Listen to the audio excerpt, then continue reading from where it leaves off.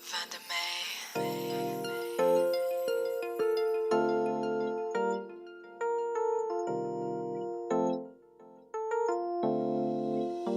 TL Dreams.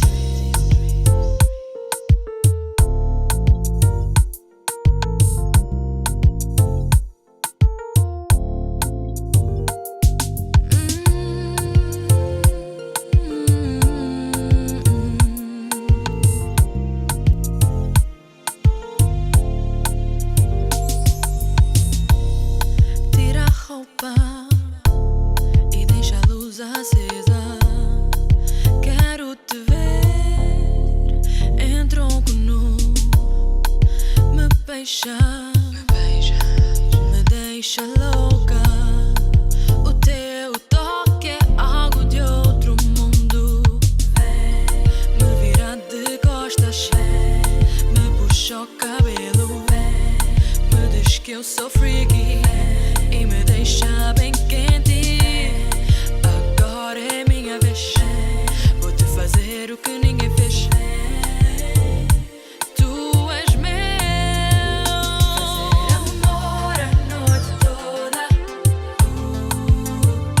Estar contigo a noite toda. Te acariciar a noite toda. Baby, abusa de mim, me deixa crazy toda a noite. Vou te deixar descansar, recuperar o fôlego. Sei que estás a suar, mas não me apagaste o fogo. Não me digas que não, sei que também queres. Aqui vamos para o segundo round. Vou te mostrar como se faz. Tu não sabes do que eu sou capaz. Diz para mim que estás a gostar e mata o meu desejo.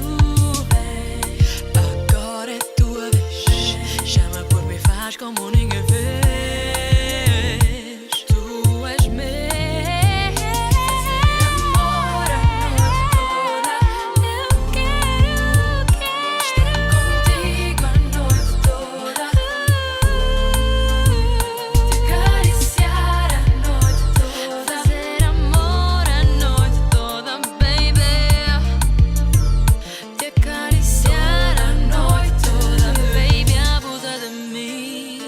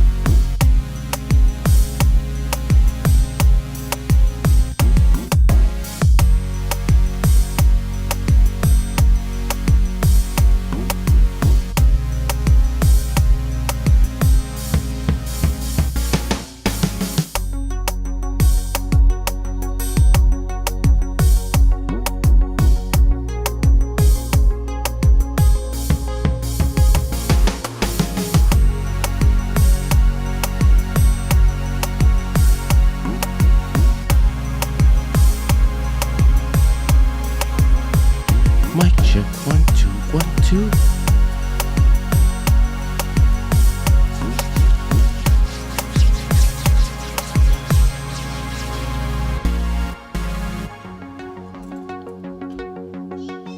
Eduardo,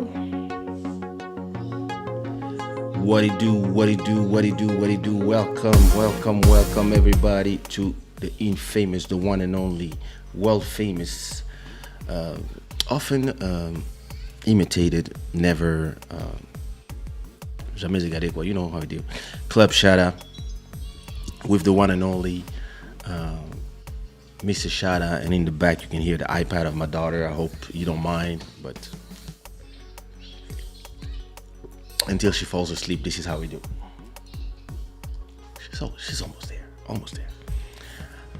Hey, I hope everybody's fine.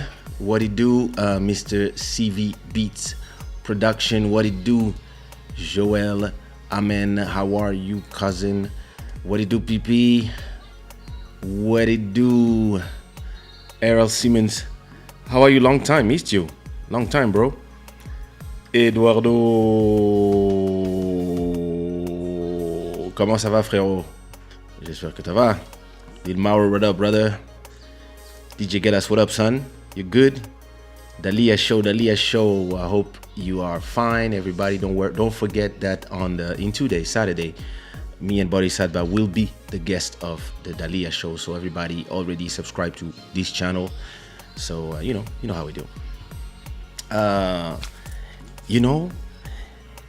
It's interesting because when I start working with Vanda, I used to. Vanda's my guest tonight, but when I start working with Vanda, that was years ago, like more than 10. And then we know each other from the MySpace days, I guess, or i5. I don't remember. I don't even know how we met. She probably remembers. And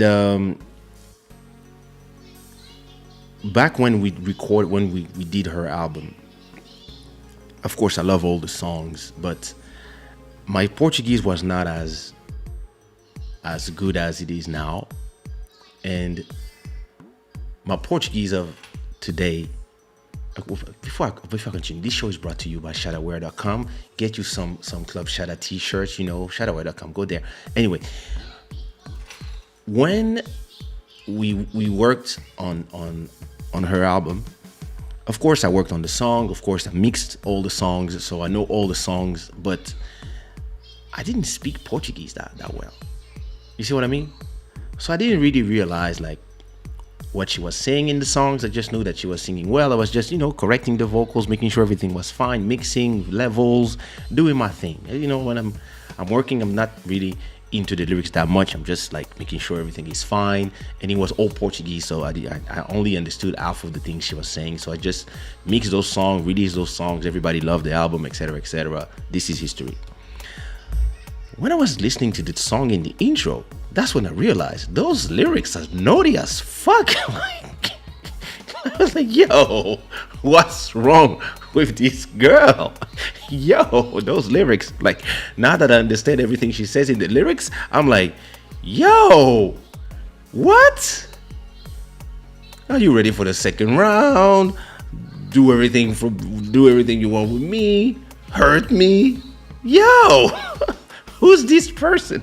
Yo, what kind of daughter do I have? Yo, welcome to the show. Hey. What the hell? Wait, I have a good explanation for that, actually. No, I don't. Oh, please. I don't. Let me just start by saying thank you so much for inviting me to be here. Thank you for... You're welcome. Okay, obviously, serious replying. Yeah, thank you for... Nice. Thank you for having me on the show. And I feel like this is a great opportunity for me to speak about so many things that people have been asking me for the longest time. A lot of people have been asking you about you. Hi Rosa, hi Emmanuel, hi Lily, hi Julie, hi Zook Lover. Everybody's here. Everybody's here for you. Everybody's like, where is she? You have a hard drive falling behind you. Or your phone. Your phone is about to dive inside your sofa. Oh, listen, this sofa just keeps eating things away. It's fine. Yeah. Eduardo is saying, coucou Um, Vanda. Hi, Eduardo. No, hello. Hello. I didn't even know how to say, I knew a little bit of Bonsoir. French before. Bonsoir, Eduardo. Bonsoir. Bonsoir, Eduardo. So, I know a French, It's been a long time, but yeah. Hello, everyone. Yeah. And so in regards to the lyrics, nothing wrong with a little bit of, a little bit of spice here and there. I didn't Nothing say there wrong was with that. something wrong. I just said that Right. I just said that I'm discovering those things. Wait a minute. Is everybody seeing the image right? Oh no, it is. Okay. It is right. No. I'm checking on my iPad, everything is fine because on the YouTube thing it looks strange. Hello, Lebaki. Welcome to the Shada Gang. It's your first time here. Hi, Tatiana. Hello, new subscribers. Wow, Hi, guys. that's strange. On my YouTube, What is?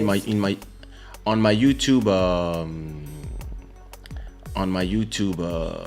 live stream thing, I'm seeing only a bit of the image, but on my iPad everything is fine. So if everything is fine for everybody, put some hearts in the chat.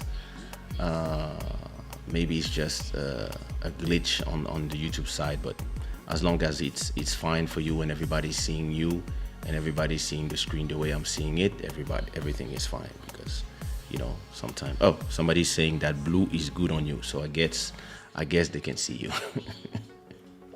I guess it's just some YouTube. Yeah. It's just some back-end issue here on YouTube. So. Emmanuel. Can you see the comments? Can you see everything? I can see the comments. I can see everyone. Yeah. All right. Yep. So it's all good then. Y'all. Thank you to already 100 people watching us. That's beautiful.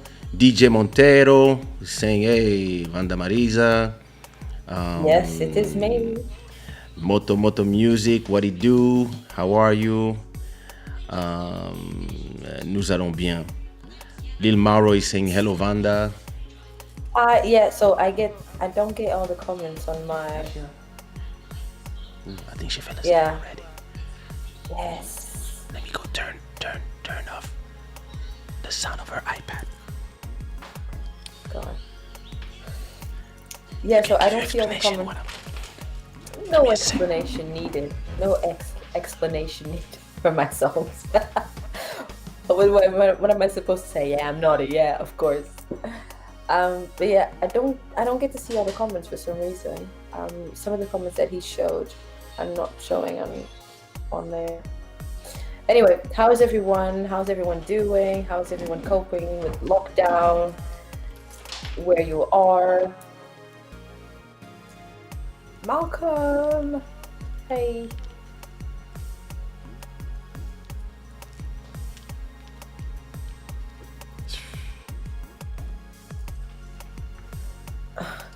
Yeah, I was just saying, I don't get all the comments. You don't?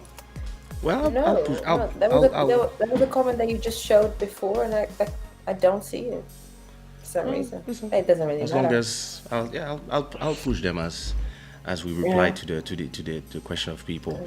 What up, Malcolm Beats, the survivor? You know, Malcolm Beats had a crazy COVID situation. He was at the hospital, sister in the coma. It was like, oh my God! I'm so it sorry was to hear. crazy. How are you now? He's fine. He's resting. He just sent me his first beat, so I guess he didn't rest like I told him to. He didn't rest like I told him to. I said, yo, bro, take some rest. Take the time. But hey, you know how it is. I'm trying and just close it and open it again. Interesting. Michael is saying, V, wonderful to see you. Yeah, I see that obviously on the stream, but not on the sides. Yeah. Really nice for you to be here, Walter. I miss you. I miss Portugal a little bit. Not all the time. What it do, Ralphie? Hi, Ralphie.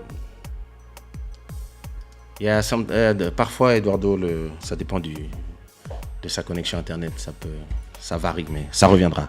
Ça I know, reviendra it's si c'est possible. It's probably my just connection not happens. so good. Yeah, it's London connection, you know.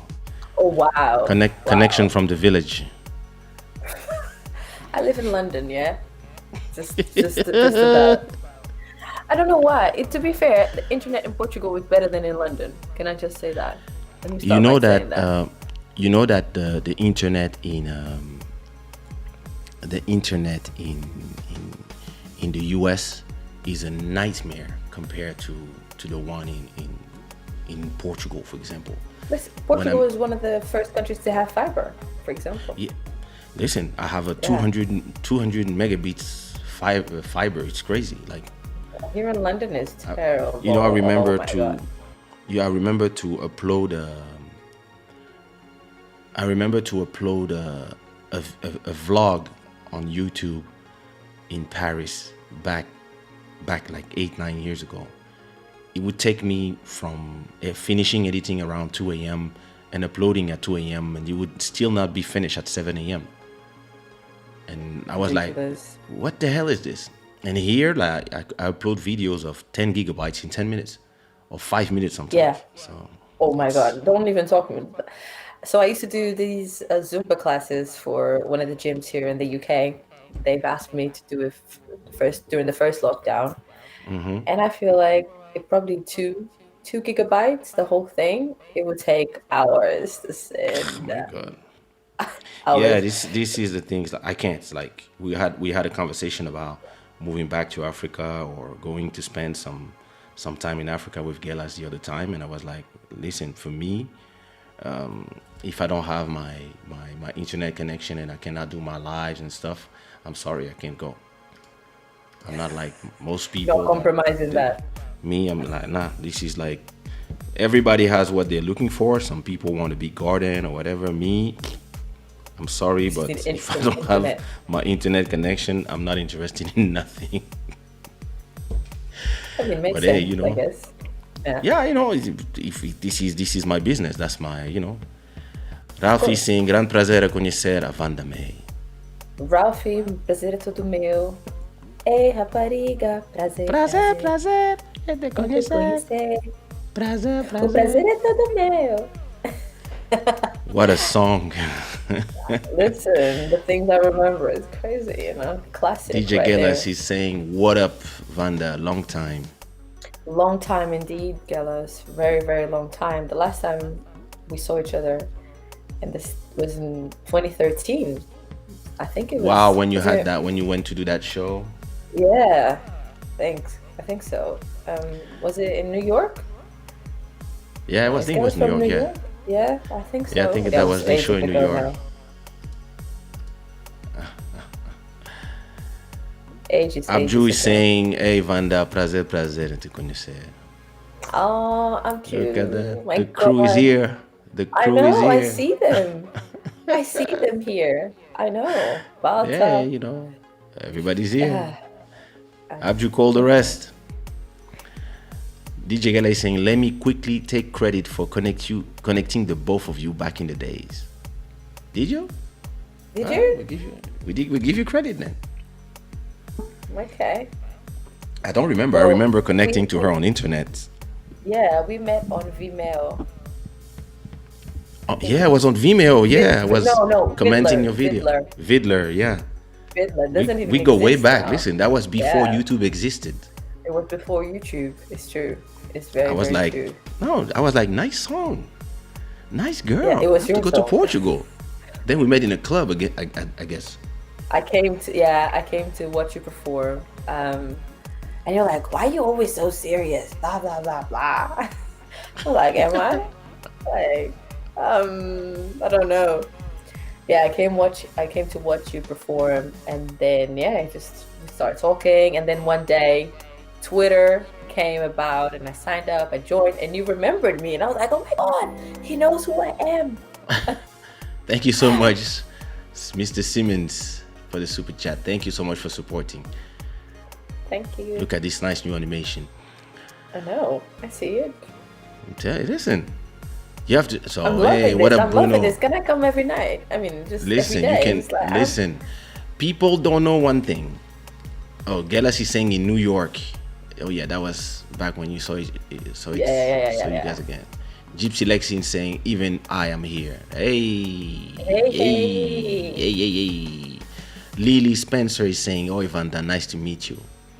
I'm gonna put you two girls in the song." God. That's all I have to say. We performed together in New York. Oh, all Me right. and Lily. Nice. Was it her? Was it her? It was her. I don't think know. so. She's Lily from Holland. No. Okay, maybe it was not Lily. It wasn't Lily. Sorry. It's a long time ago, in my defense. Oh my God. Mr. The legendary Radio Karel Pedro from Haiti. Oh, such a pleasure to see you here, bro. I need to have you. Guys. I know you interview people, but I need to have you in my show. I'm just saying. Perseguição is my jam. Quero fazer cover no futuro. All right. Please. There you go. Yes, I would love to hear that. Yeah. Yeah. Malcolm Beats remix of Perseguição is wow. It does it for you. Yeah, it's the beat for you. That's crazy beat. So yes, I think Abju or someone had told me about Vanda and sent the track to you, Kaysha. And I sent the track to you, Kaysha, and a few weeks later, you said, I think I need to work with her. Yo. See, Gelas, you are a soldier. My track? That's all I have to say. I don't remember. Somebody probably sent me the thing, then I put the comment. I think Gelas sent me the link probably in 2003 or 4. Then I went, I think after he sent me the link to your videos, I went and I commented, and that's when we start talking, and then we met again in Portugal. Then props to you, Gelas. Thank you very much. Listen, you made it happen. I owe you 5% of all your royalties, Gelas. Let's talk. Oh my god. I hope you make more songs like Ma Meilleure Amie in Pleasant Cœur. I surely will. I have a crazy song in my album that is coming. She's a natural beauty. She's naturally beautiful. Indeed, she is. And I met her when she was fat, so she fat. Went like, I was never fat. I was never fat. Because some of them this one. I was never fat. In my defense, I met her before fitness. I was skinny. I was never fat. Okay. I don't know. I don't remember. That's too long ago. All right. Invitation has been made. I like that. UK Arioca. Olá, Vanda. Todos estão dormindo. Continue assistindo vocês. Sucesso. Obrigado. Thank you. Lily's saying it wasn't her. Yes. But I would love to. Listen. Absolutely. Let's make it happen. I'll prepare the track. But Vanda, like, she's a princess. She sings when she wants. That's all I have to say. What can I say? That's what princesses do. Listen, I told her, one day, I say, hey, you're a princess. You sing when you want. So that's what she does. Okay, let's talk about that for a bit. Now we have to go from the start. Like we're just introducing you now, but we're just saying hi to the people. We didn't even start there. because we're gonna get there. We're gonna get there. I want to announce that I did a track with Mr. Nino featuring Tito Party, soon to come. Congrats, brother. Yes. Vanda is gorgeous, talented, and most importantly, an intellectual. That's yet to decide. I mean, we don't know that. I haven't even started speaking because Nah, she is. He knows. Do I know? Vanda, baby, I love your songs. Thank you, Bakar. I love you. How about that? Oh my God. All right. I have love to give. Oh, so let me give it to the people. Okay. You've been single for a while, I guess. Hey, if you like it, then you should have put a ring on it. Okay. So Gets out. I guess everything is fine. I guess the sound is right. Let's get to the start of it. Where are you from originally? You're from Sao Tome in Principe. You know, I feel something about my label that I love is that the people that I've produced are from all nationality. It seems like I never had two artists from the same country. I almost did everybody. I almost did everything. Cape Verde, Sao Tome, Congo, Ivory Coast, Morocco, France. So that's beautiful. I like it. Where were you born? So I was born in Portugal. Okay. But obviously I'm mixed with, obviously my background is from Sao Tome and Principe. But I was born and raised there, you know. Everything, I don't have, obviously I have my family back in Sao Tome, but I don't have actual connections to the country, etc. I appreciate the country because obviously for what it is, and it was where my mom was born and raised, etc. But my roots are in Portugal. But obviously I've always had that African culture on top of it. All my friends were somewhat, you know, in Portugal how it is. I mean, how it was in the back in the days, I don't know now, but you know, because you're black, obviously you're just, obviously you're listening to kizomba, you're going to, you know, kizomba parties, you know, so you always, although I was born in Portugal, I've always identified myself as being black, and I'm very proud of it, you know. So yeah, that's a bit my story. That was 29 years ago. Oh my God, such a long time ago, I feel. Still so young. Yeah, I know, still so much life in me. How old were you when I met you? I was 16, I think. Oh my God. Yeah, I think I was 16 when we met. So that was a long time ago. I guess, yeah, you're my daughter. So, forever. Do you know that my first ever, and people might not know that, but my first ever live on YouTube called We Chat Some 11 years ago was with you. I know. We did like 2 or 3 episodes, and we used to stay like 4 hours talking about the most weird things. Yeah, everything. Was it on Google Hangouts? I thought we used Google Hangouts, and it went straight to YouTube. And I don't even know if there was a chat where we were talking, but we would just talk for 4 hours. I still have all the episodes here, so it's amazing like that. After 11 years, streaming is now a thing, and again, it's something I feel about the things that you and I did, not only for music but also for streaming and other things. We kind of were always a little too ahead. Yeah. Because when we released your album, it was still the moment where women were not the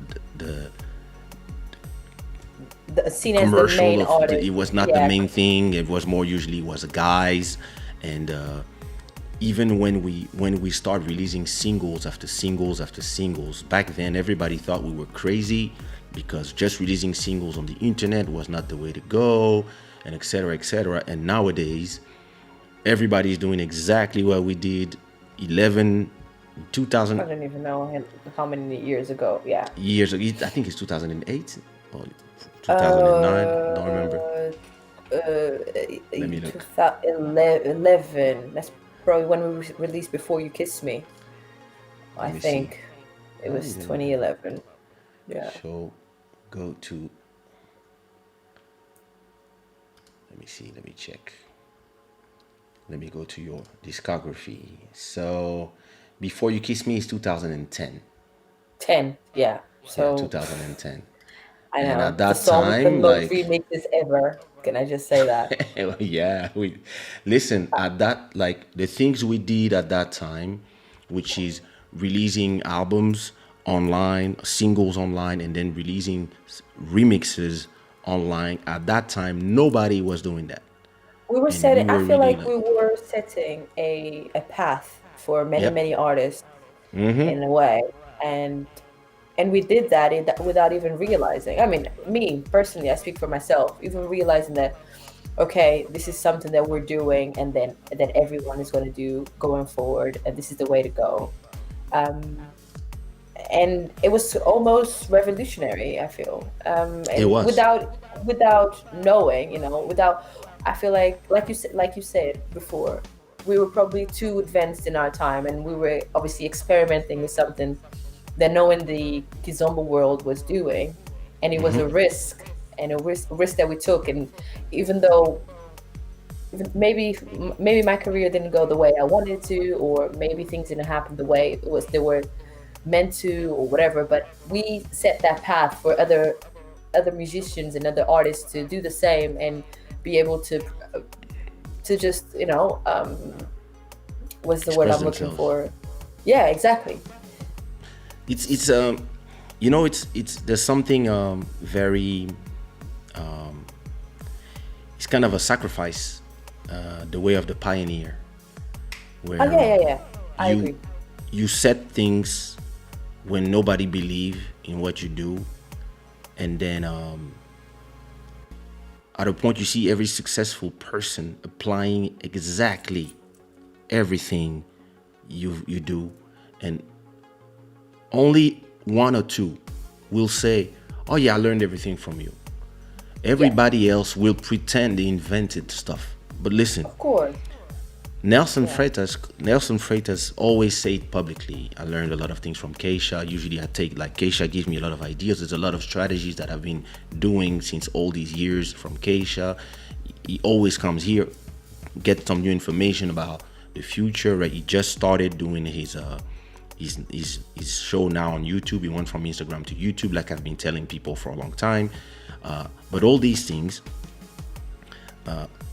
he will tell me and tell people.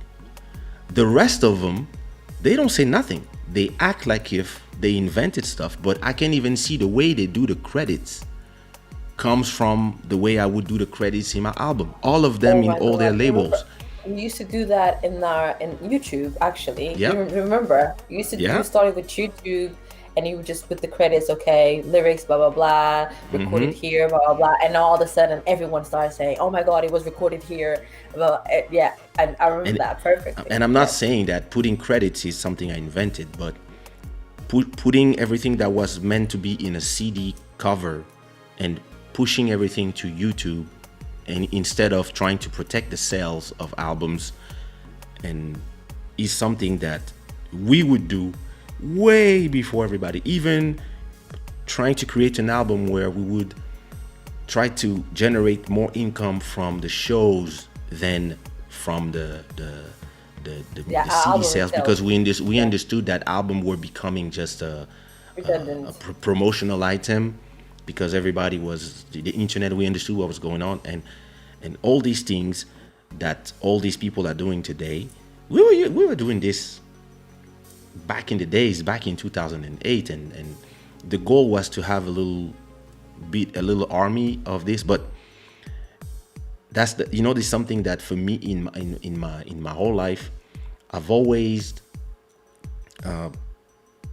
it kind of used to frustrate me when I wouldn't understand, but today I understand. This is just that's the cross of the pioneer, that Of course. when you do You all these things and you have the vision and you understand that this is a vision, a long-term vision for in 10 years, and in 10 years it will make sense. You lose a lot of people on the way, or a lot of people don't believe, or a lot of people are, a lot of people will hear the sirens of people who will show them, hey, look, the sun now, look, let's go. And then Listen, a lot of people called Copernicus, mad when he said the world was round. You know what I yeah. mean? So y- eh, things happen always that way. You're always mad until, okay, someone else Yeah. comes and does the same thing, and then there's a group of people that say the same thing, and then all of a sudden, because there's a group of people now, it's easier to believe than when there's only one person. So and we end up being like sheep. They're just following people, the sheep around, pretty much, and that's what we do. And this, I mean, Yeah. unfortunately, it's the reality. So But if you look at when you listen to the music today, and when I listen to your music, the songs that we did, and even the songs that I've been doing, and we realize that because we've never been following a trend, and we were either setting a trend or just doing our own thing, our song, they are bonifying like wine. Like you can listen to your songs from 2010 or everything we've did all this time, and they still sound current today. Current. When a lot of these songs that are, a lot of these songs, like, and I don't want to disrespect nobody's art, but a lot of these songs of today in a lot of genres, they just all sound the same, and all the videos look the same. And in this world of short attention span, they serve their purpose, which is lasting for 7 days. And then in 7 days, there's another batch of 100,000 songs that come out, and all these songs are forgotten. And I'm really proud to say that I have songs that are still generating Classic. millions of views on YouTube. We still have people listening to those songs, and these songs are classic. And a lot of these artists, they even if now they might be more popular, etc., but popularity is a dangerous game, because popularity will only last as long as you are new to people. And I guess you are new to people only one time. It's like, Of course. first time you make love to somebody, it's like, oh my God, I did it. I'm inside. But For guys, not for women. But okay, let's make that clear. well, depends. It's, It depends. Oh wow! Oh wow! You don't But- discriminate here. Safe space. But once you've been in once, like the second time is like, Oh, dude. Hey. Exactly. Yeah. Exactly. you see, it's like the first to be more political friendly. The first time you get in an apartment, and it's your new house, it's empty, you get this excitement of what it's gonna be. After a few years, it's just your house. You don't even look where you're going. You're just going, and it is this thing of when you understand that this is just the real work is not being famous or having that song that popped. The real work is Creating a standing sustainable the business. test of time. And standing the test of time is the thing. What up, Matt Music? I need that Sao Tome connection. Look at you. Sao Tome is not far from Guinea Equatorial as well. No, is there where Matt is from? I'm confused. It is. Okay. Yes, it's just off. It's just off the coast. Yeah. Kaysha, the historian, the curator, the librarian. Librarian. Well, yeah, musicarian, Okay, That's of what course. it means. Aquarian, music, librarian. That's what musicarian means. Philip Ramos is saying, Vanda May, people miss your voice. No, they. She's here. Well, they get my voice, they get my face today. You know. I remember the live you did together back then. Really funny. Wow, you were there already? Whoa, there? that's crazy. That is crazy. Thank you so much, Rosa. Thank you for being, how you call them, the ones that were there from the beginning? Part of the team. No. the I day don't know. ones. The day ones. The day ones. The pillar of, I don't know. Don't ask Yeah. me. It's like Forget it. 1 a.m. Yeah, it's Forget late. it. I'm sure you were the first vlogger and influencer. I keep on discovering new content. It's mind blowing. Bro, you can Oh, find content until you can find content from and I used to I start publishing everything in photos, but before there was the internet. So I have a lot of things in photo in paper that's not even scanned yet. So I when I do my documentary in my book, that's when you will see. So true, your songs are timeless. That's what lured me in. I never follow the trend and the charge much. Beautiful. yes. Vanda, I love the Copernicus reference. See, intellectual. Oh my God. Yeah. So, when did you discovered the love for singing? It's actually funny because I used to sing all the time, but I never actually knew I wanted to do anything with it. I didn't realize I was singing. In fact, people used to find it annoying, like, Vanda, the girl who's always singing, Okay. you know. But I didn't know that I could actually sing.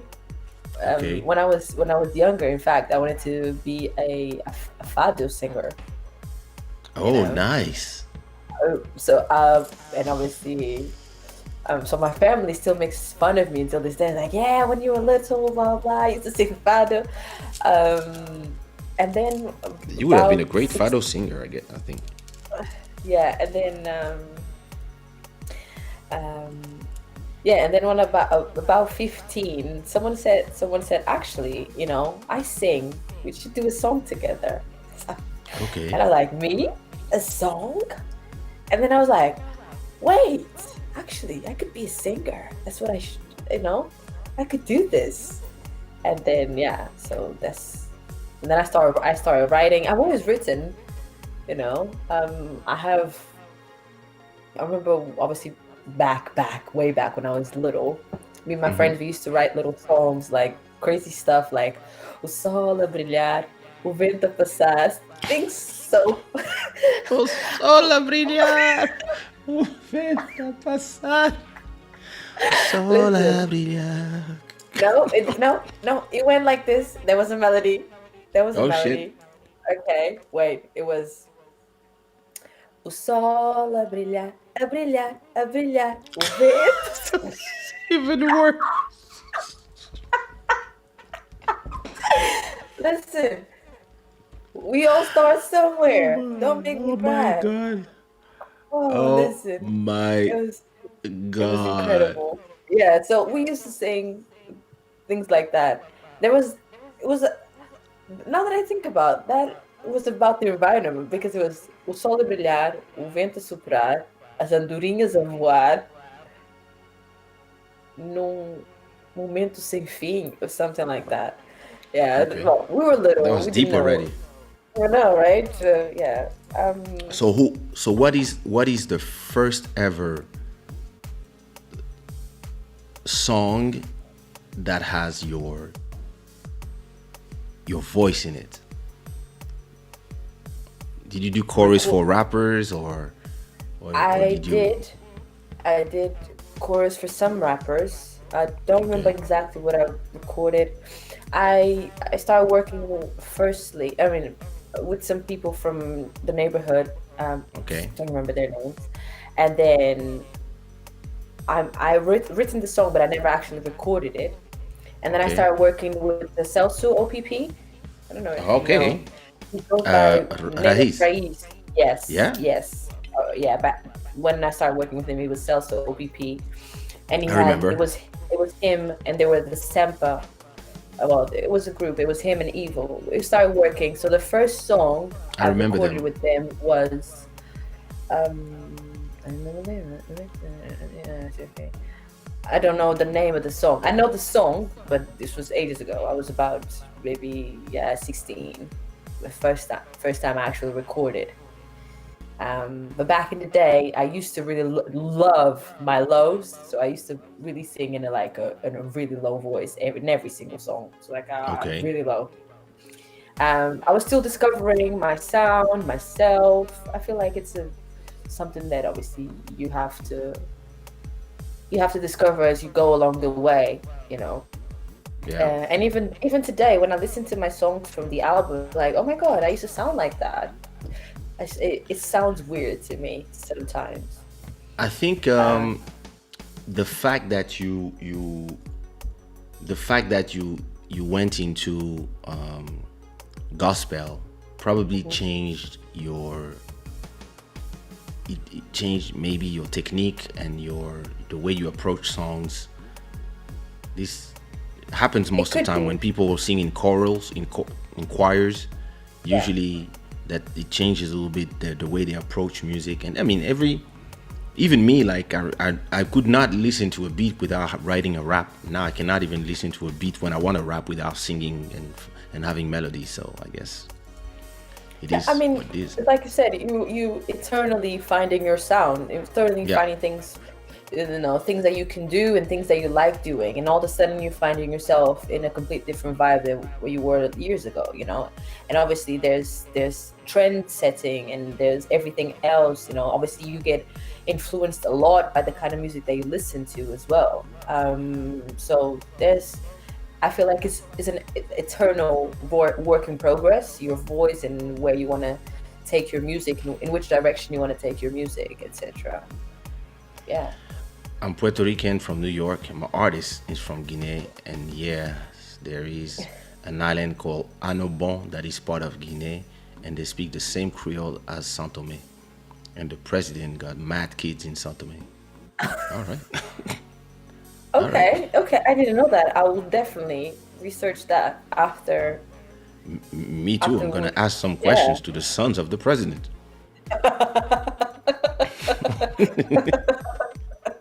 It's Maybe like, we're related. Sao Tome is so small that it's such a beautiful place. yes, It's very, very, very. I've been there twice, and it's yeah, just I only have good things to say about it. You know. me too. The public is Yeah. like is one of those places where like I've always been welcomed everywhere I went, but then you have some places where you remember the amount of love that you received, because sometimes you receive fandom, sometimes people are just excited, sometimes it's more groupie love, and sometimes there's a special kind of love, like people really like your they make you feel that your music is meaningful to them. And everybody will receive the music differently, but as an artist, you will, while you're on stage, you will receive the vibrations and the energies that you receive differently depending on where you go.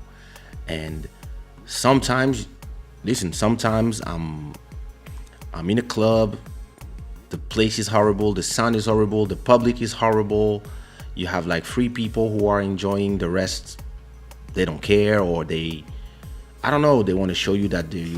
And sometimes, yeah, I go full autopilot playback. I'm not even there. My body is just, and Yeah. I'm singing in the microphone, like one You want love. to But wait. I'm Yeah. I'm I'm thinking about business. I'm thinking about other things. I'm like, yo, I hope this. Think, what What should is I it? have for dinner? Yeah, I'm like, just like, do I take a breakfast? Do I wait? Like, and and uh, and some other times, like even before you get on stage, you get the butterflies, and after the show, you feel like crying because you received so It's all much. about the energy. Yeah. Yeah, you Energy is a receive an powerful thing. energy. And I remember coming out of the airport in Sao Tome in 2003, I think, or And having six. people expecting you. And there was a lot of people outside, and they all start clapping their hands. And wow, and there was a group of little girls. They were like 10 years old, 11 old. They were everywhere in outside of the radios wherever I go, and like, and it's funny because I was one person posted a comment on one of these videos on these vlogs, and she said, "Oh, I'm one of these girls. I'm 30 now." Oh And wow. well, yeah, that's the amazing. That's the moment where you feel like, whoa, like the music you did have been Influence.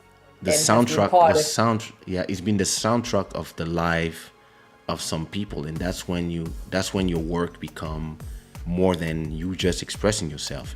It also is a lot of other people that are, you know, It's a lot of pressure, to be fair, and in a way, for because all of a sudden now you have people looking up to you, to people looking up to your music, and what are you going to do next? And it can be a good thing, but it can also be a detrimental thing where you feel a bit lost, or you feel like you don't want to let people down, or because people can be quite judgmental sometimes as well, and you think you do something because you love, but then obviously it just becomes more a thing where you're trying to do things to make people like you, or not like you, but I get it. you're making music for the people more than you're making music for yourself, in a way.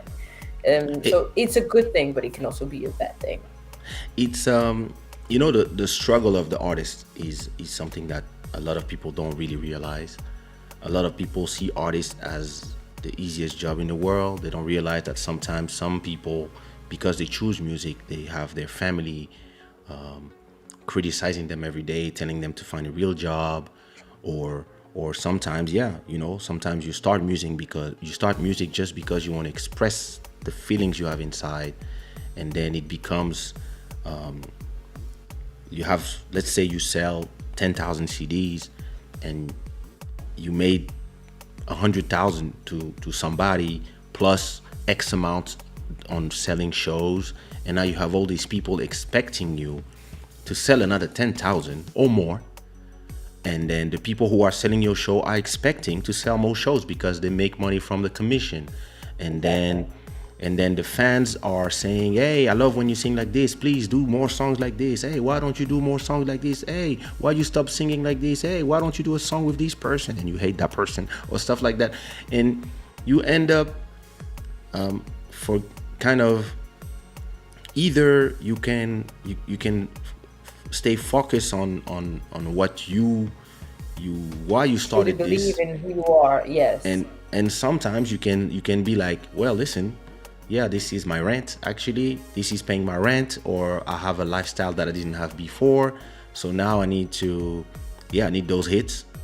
So then and radios will decide that where we play these type of songs, but this song is a little too deep for us, like, nah, we don't want to play, like, nah, too revolutionary, can you do the love song, can you and like, and then you want to sing a little bit, or you want to show a little bit more of your technique as a singer or as a producer, and people are like, nah, I don't think people will like it, it's too complicated, and all of a sudden it's all these gatekeepers and all these people who are different interests in why they want you to sing and what they want you to sing. And it is very rare, not to give myself flowers, but it is very rare to find executive producers who, because they have been artists and because they understand both sides, who are at the same time are going to be able to make you do the hits that they need, but at the same time let you feel that you can express the things that you need to express, and they're going to give you the space for that. When there's a lot of other people that they will just tell you, hey, we need another hit, so you have to do a clone of that song that we did. Song, and yeah. And that's when you start. To be fair, I think it's important that I say here, because obviously I feel this is the platform for me to do so. I've always felt like Kaysha has always given me so much freedom to do what I wanted to do, Thank you, Mike. Thank you, Mike. So much freedom to do what I wanted to do in terms of music and impressing myself, but at the same time, If I knew the lyrics he was writing. Yeah, clearly he didn't know, hence why so much freedom, guys. But regardless, I've especially being a female, and especially knowing that there's not many females that make it in the industry, etc. Yeah. I felt pressured in many ways, like, oh my God. And then obviously, like you said, you have people saying this and people saying that. Why don't you make a song that is more like this or more like that or whatever? So I'm trying to do what I like, at the same time do something that obviously I People want like, to change things, but I want to make things that people like as well. So I did feel a certain amount of pressure. Okay, where to a point that I'm like, I don't know. Maybe I can't do this. Maybe help me, you know. So it I can understand why. And at the time, like, I write most of my songs. You know, I yeah, don't know if you guys know, but I write most of my songs. So for me, there was always that pressure, like, well, if I write about this or if I write about that. But I've always felt some sort of freedom to write about yeah. those. But then again, I'm like, I'm not too sure if I do this, will people understand what I'm trying to say, or will they think that I'm completely out of my mind or whatever it is. But then again, you have to realize is people are always going to say something. People are always Yeah. going to have things to say, regardless of what are you doing doing things for them or for yourself. Um, so you just got to go with your heart and what you feel like you should be doing, you know, whether if you have a purpose or if you have a plan. Okay, I'm going to do this because I want to go this way, and because this way is going to be more beneficial for me, and because I like it, or because it pays my rent, or because this. So you have to find a balance of everything and find Yeah, you have to yourself find it. somewhere in the middle. But a lot of them lose that sight of where they wanted to go in the first Is it place. not? It's easy to lose It's the not it's sight, you not know. easy, and it's easy because when you are a male, you have so many things that can sidetrack you. I've seen so many people fall into women, drug. Fame itself is a drug. A lot of people, or a lot of people also doing a hit, and after doing the hit, believing that now they can do whatever they want because Whatever people song, and it's going to love be them, amazing. and Yeah. then they crash, and then they don't understand, and then after that they are angry with the public because they don't understand the relationship between the show and the business, or others just don't wanting to do hits anymore because they hate the exposure, they hate the critics, they hate the things that they hear about themselves from people online who don't understand the difference between a constructive criticism and Me. a hateful comment, or Yeah. like the lack of respect. And then you go online and you go to your videos, and if you don't have somebody who's curating the comments and the things, and who are making sure that a lot of things you will not have time to see them because they get moderated before you go there, and then you go to your. I remember one day Sumia calling me crying and telling me I don't want to do this anymore, and it was just after, like, the album just came out. It was like it was not yet number one, but it came out and it was like everybody was talking about this. But then people starting to discover that she's from Morocco, and she's Mauritanian Moroccan, and now everything is about, so now our zouk is being stolen from us by a Congolese producer, and he's Moroccan artist, and are we gonna let this do this? We don't do Rai, we don't do this. And then I'm talking about hundreds of comments on a website called zuke.com, and she calls me 2 a.m. She's crying and she's like, I want to stop. I don't want to do this anymore. I don't want to sing anymore. Please remove all the albums from the shelves. I will pay everything back. And she was like going crazy. And I was like, okay. It's understandable in a way. And I was like, okay, listen, calm down. Let me handle it. Which, you know me, this is what I always say. It's like, calm down, go to sleep. It will be handled. The next day, I called the owner of the website, and I'm like, listen, it's simple. If you don't clean up all the racism, all the defamation, and all the things that I'm seeing on your website that you are letting there. Oh, but it's the freedom of the... If you don't clean up everything, you will have a letter from our lawyers for the things you are saying about us, or you are letting being said on your platform about us, because I don't believe in this shit of, oh, it's the freedom, everybody can say what. No, no, no. It's your platform. Everything is said that is said there about my artist is stuff that you own and that Detrimental. you And it's can clean up. detrimental to everyone. Yeah, And then the person told me, oh, but in this case, we will not be able to do the promotion of this album because we cannot be here moderating this page. And I was like, you know what you're gonna do? Remove every Sushiraw product from your website. I don't want to see any Sushiraw product and promotion from your website, and we'll do our thing ourselves. Are you sure? Yes, I'm sure. And if in 1 hour everything is not removed from your platform, you will hear from us. And of course, that's what it did.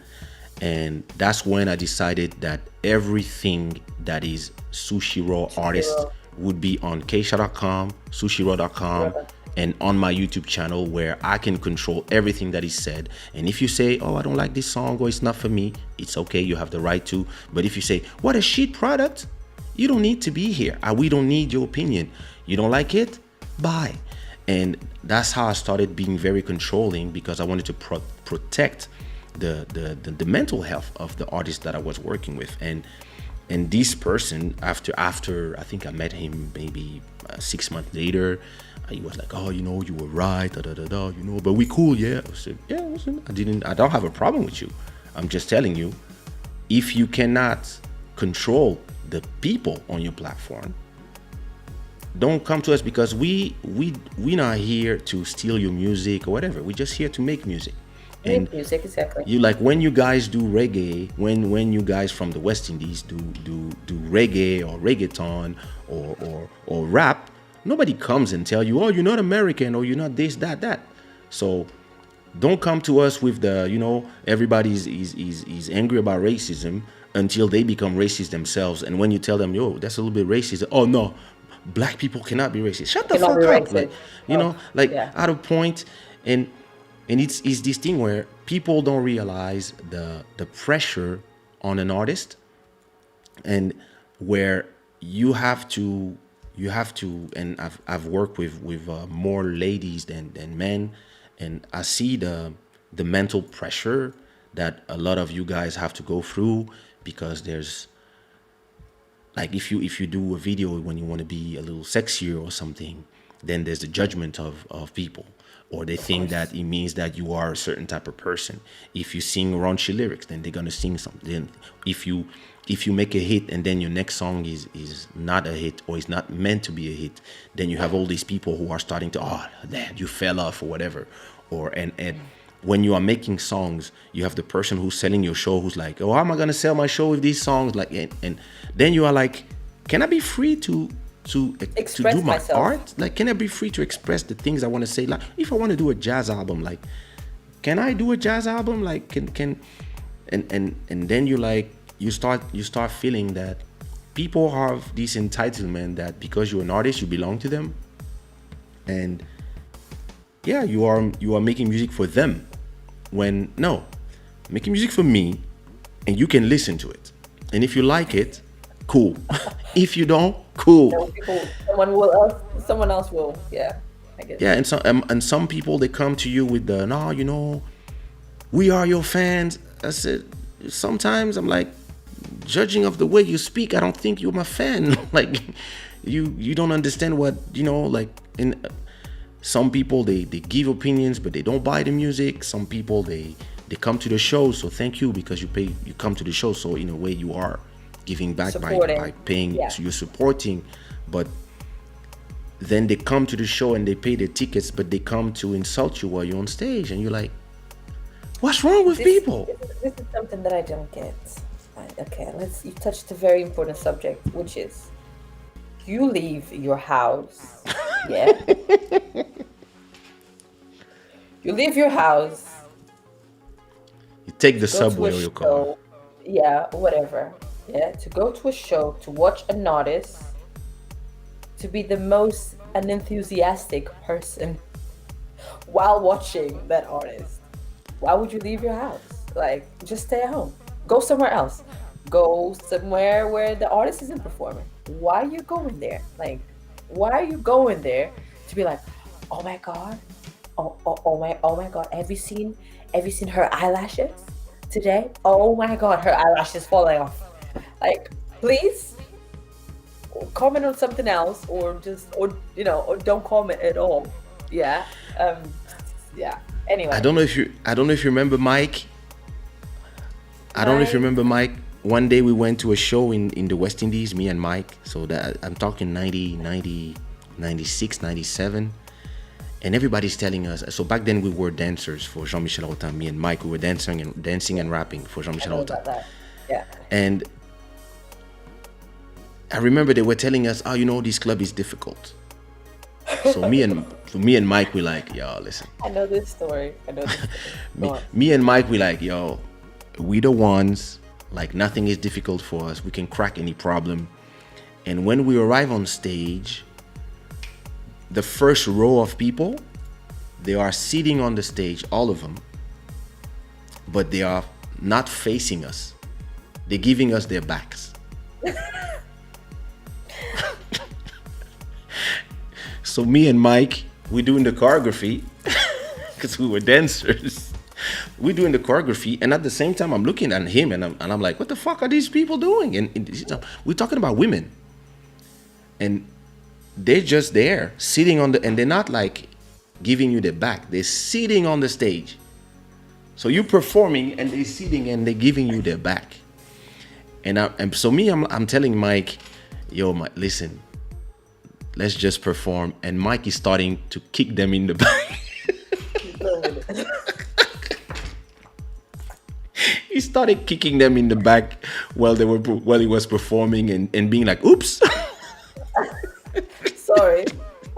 Sorry.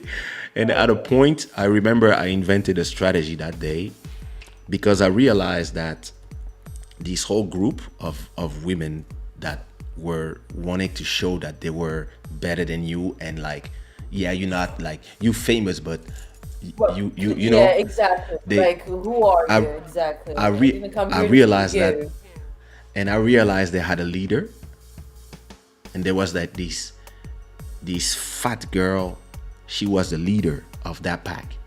So at a point, I remember that we were doing a show for Xtaz, I think. That was the first hit we had in the West Indies back then. And I remember that me, Mike, Philly, we went and I took the heavy one, the fat one, and I just took her by the hand while she was in the back. I just came, I took her, and I started dancing with her. Once I danced with her, all of them start yelling, yeah! And then boom. These girls, I don't know if you remember, Mike, they came to all our shows after that. And they were like in the front, yeah, our boys, let's go. And so we had sacrifice. All of a sudden we're friends. Yeah, exactly. Sometimes you have to do what you have to do. Yeah, you gotta do what you gotta do, isn't it? Yeah. Bakar is asking, when is this next featuring with Kaysha and Vanda? C'est quoi le prochain feat avec Vanda Kaysha? See, I know my French. I see I that. don't. Vanda is retired. Oh yeah. Yeah. Let's talk about that retirement. Yeah. Now don't worry. Like we have songs coming out. I'll always put her out of retirement from time to time. Send her a song. From time to time, like, Vanda, I need you. Finish this, and then I'll finish it. That's it. Yeah. That's why, like the situation with Vanda is very interesting, because at a point, I let her live her life. So we have to do the story in order. But at a point, you understand the way I work with Vanda is because I understand that she's following her life and her life plan. At a point, I just sent her a microphone and a template to record herself on Logic Pro, the program that I use and that she uses to record. And I was like, hey, you know what? Do your thing, record from home. I'll do the rest. So yeah, but send me the vocals. We definitely have some some work to do some again. work to do. Like crazy time to be an artist, indeed. Indeed. You know, it's funny how we people don't realize the number of beats I send to Vanda, and that sometimes she just ignores the beat that I send. Like I send Vanda beats that people would pay like 5,000 to have those beats. Guys, And I'm like, yo, I have some beats in the Dropbox folder, and then she's like, she's busy building her muscles, and yeah, she doesn't care. So building her muscles. it's like, but like I said, like I told it. Listen, when I told this to her, it's something that is true for me. I said, listen, you are forever my princess of Sushiraw, and you do what you want to do, how you want to do. When you want to appear, you appear. When you don't, you don't. Like, this is something I told her, like what, 5, 6, 7 years ago. I said, listen, when you want to sing, you sing. When you don't, I'm coming. Yeah, you know, a lot of people think we have beef. We got no beef. We forever. We family forever, you know. we are. I have a Vanda May tattoo somewhere. Oh, no, I don't. Oh, I don't. Oh, I have a Sushiraw tattoo though. you do. Yes, I do. Yes, I do. Boyfriends are like, what? Like, what? I mean, I don't regret it. That's one thing. I don't regret it. You know, it's part of It's family. my It's life. part of your life. Yeah, part of my It- life. It's a big thing I've done, and I feel like I've accomplished, and I've had so much fun whilst doing it. You Yeah. know, and I traveled to so many different countries whilst doing it, and it was great. It was really great. Do you know that one day in the West Indies, I met a girl, and she told me, "Oh, I'm Lady Sushiraw." So I'm like, "Wow, I mean, what you mean?" "Nah, I'm Lady Sushiraw. Everybody know me. I'm like the #1 Sushiraw fan ever. Like everything Sushiraw. Only listen to Sushiraw music. Blah blah blah." I'm like, "Wow, I even have a Sushiraw tattoo." I'm like, "Whoa!" So she's showing me. I think it was on the breast. So she showed me her. She put it out a little bit because we were outside in a show, and it's written like there's a tattoo of a lady standing, and it's written "lady" and Sushiraw, but she forgot the W. I couldn't tell her. I never told her. I was like, "Wow, it's amazing." Oh wow! Imagine you get a tattoo that has nothing, you know, and then it's wrong. Oh God! Listen, Vanda May So is it a was natural beauty. Yeah, Sushiraw. Vanda May is a natural beauty, a real beauty black queen. Thank you, Julie. You are beautiful too. We all black queens are. Julie is a black queen in the body Yeah. only. She's very French, but her body is very Congolese.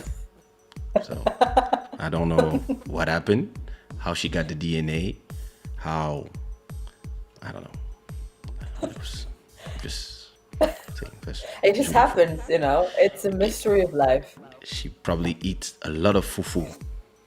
Fufu. Oh my God. Your music is a soundtrack of some people's lives, like mine. That's Yes. beautiful. It was for me as well. So. Waitaka is saying, "Hey Vanda." Hey, oh my God. Hi. How are you? Yeah. Long time. I have You been see? disappeared. I have been. Vanda is the MIA queen for a while. of abandoning us. Vanda is the queen. She just abandons us. My family's She always just- complaining about the same thing as well. But we're gonna talk about that. Yeah. Frank we'll talk Leod about is it. saying, "Vanda, please sing again." Yes, I will sing for you right now. I don't even Malcolm think I is can. saying, Malcolm is saying, "We are old in this home, Vanda." We are indeed. Yeah, you guys have It's been. many years, guys. Yep, Many years. We're still going strong as a family. yep. Nobody's old, just experienced. Okay. Vanda, your arms are amazing. a real Wonder Woman. Thank you. So, first of all, Let's go. before we go to after music, I want to ask you, what was your experience doing your first album?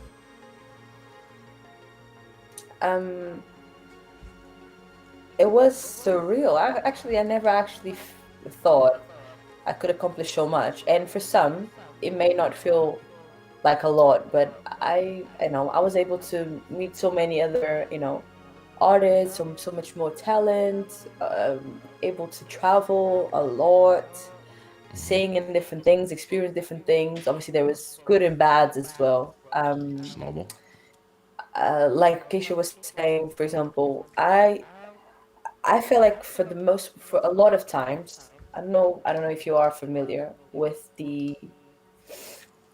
I don't know if you ever heard of the imposter syndrome. Yeah, You're so there, but you don't feel like you are yeah, worthy of yeah, being there.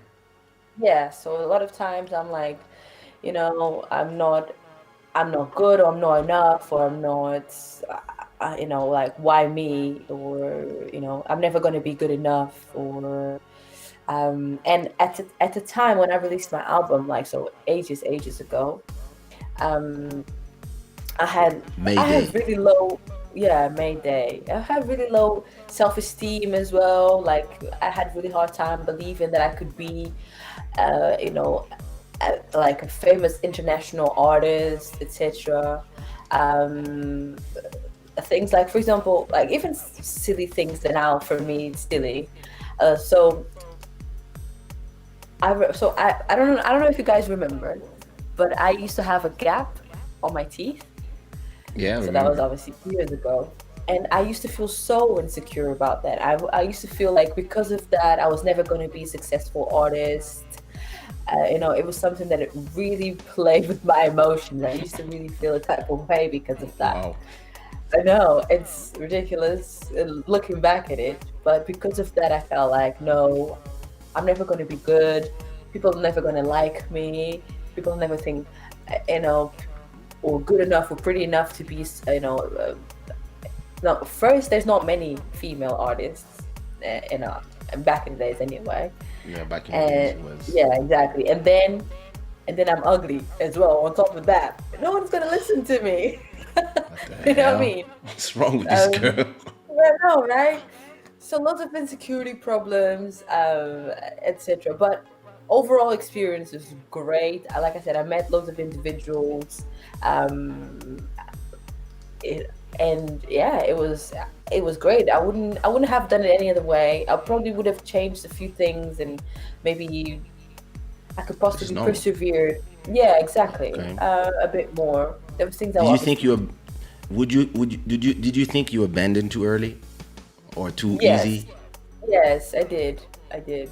I felt like I was at some point. I felt like if I feel that way this nowadays. If I'd maybe persevered and really fought for what I wanted, and more than anything, it's just because I felt like I I've reached a moment in my life where I needed more than just that. I needed more stability. I needed to know that I had things of my own, and I felt like pursuing music was not going to give me that. It was always up and down. I never really know if I was going to have shows or if I didn't, or whatever. And I wanted that stability, and I didn't feel like I could.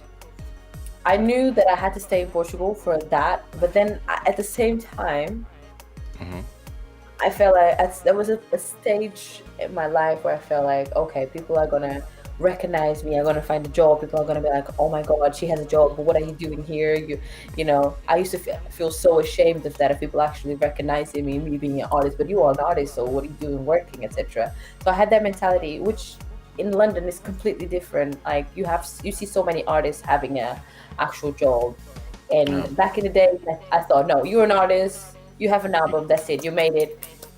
You're gonna boom, and that's it. And it's not. It's not. There's a lot of work that you need to put into it before. I mean, sometimes it does happen, but I feel like if you are It's really more a luck real when artist, it just yeah, happened from And out of I felt nowhere. like I just felt like I have been pursuing that dream for such a long time. I was thinking, how much longer can I go pursuing that dream? How much longer, you know? At the time I was 21, I was thinking, I've been trying to do music since I'm 15. How much longer am I going to do this? How many more letdowns am I going to have? Or not necessarily letdowns, but I had so many more expectations for myself. And again, um, once the imposter syndrome kicked in for real, I was like, Yeah. no, I'm never going to be good enough. People are never going to listen to me. I need to find a different route for my life. I need to find something else to do with my life. But yeah, part of me does regret it. I find it really hard to talk about it even nowadays because yeah, I find it hard to talk about it nowadays because it's something that I've given up on, something that I love to do almost. And so when people ask me, "Oh, you used to sing," I just brush it off. I was just like, "Yeah, yeah, well, it's a long time now. It's fine. Well, moving on to different subject. I don't want to talk about it because it's painful." In a way that I was like, I feel like I've let people down. I feel like people had expectations on me as well. You know, people that were listening to my music, Beleza. I felt like in a way I let people down for not pursuing, for not persevering. Not the word is not pursuing, it's persevering. For not persevering a little longer, for not understanding that maybe my time was not at that specific time, or maybe I was at Yeah. the beginning of something good and I let it go. I Or yeah, but that's why I've always told you that you can live your life. Like, yeah. don't feel that you are letting me down, because if you want to go this way, the door is always open. So it's not something that you lost. At the same Eh, time, at the same time, how did it feel when all of a sudden you've seen all these girls explode, just as I left, like as you left the market? yeah, Like maybe all of a sudden it was now the trend. There was like the Gida and all these girls, and then the Yasmin, and then like all of a sudden girls in Kizomba was a thing, and all of a sudden every production needed their girl. And then it's like you left the throne. Just how did it feel? Like, did you, I was or just were you too busy doing your thing because you moved country, you left Portugal? Like, when I arrived in Portugal, you left, like, so because yeah, it was exactly the same. It people was the have to same year. understand that we did this whole album. I lived in France, and we did everything virtually, and she was going to the studio with Beleza. I probably didn't really go to most sessions. Vanda doesn't really need, she has this talent where we can talk on the phone and she knows what she had to do.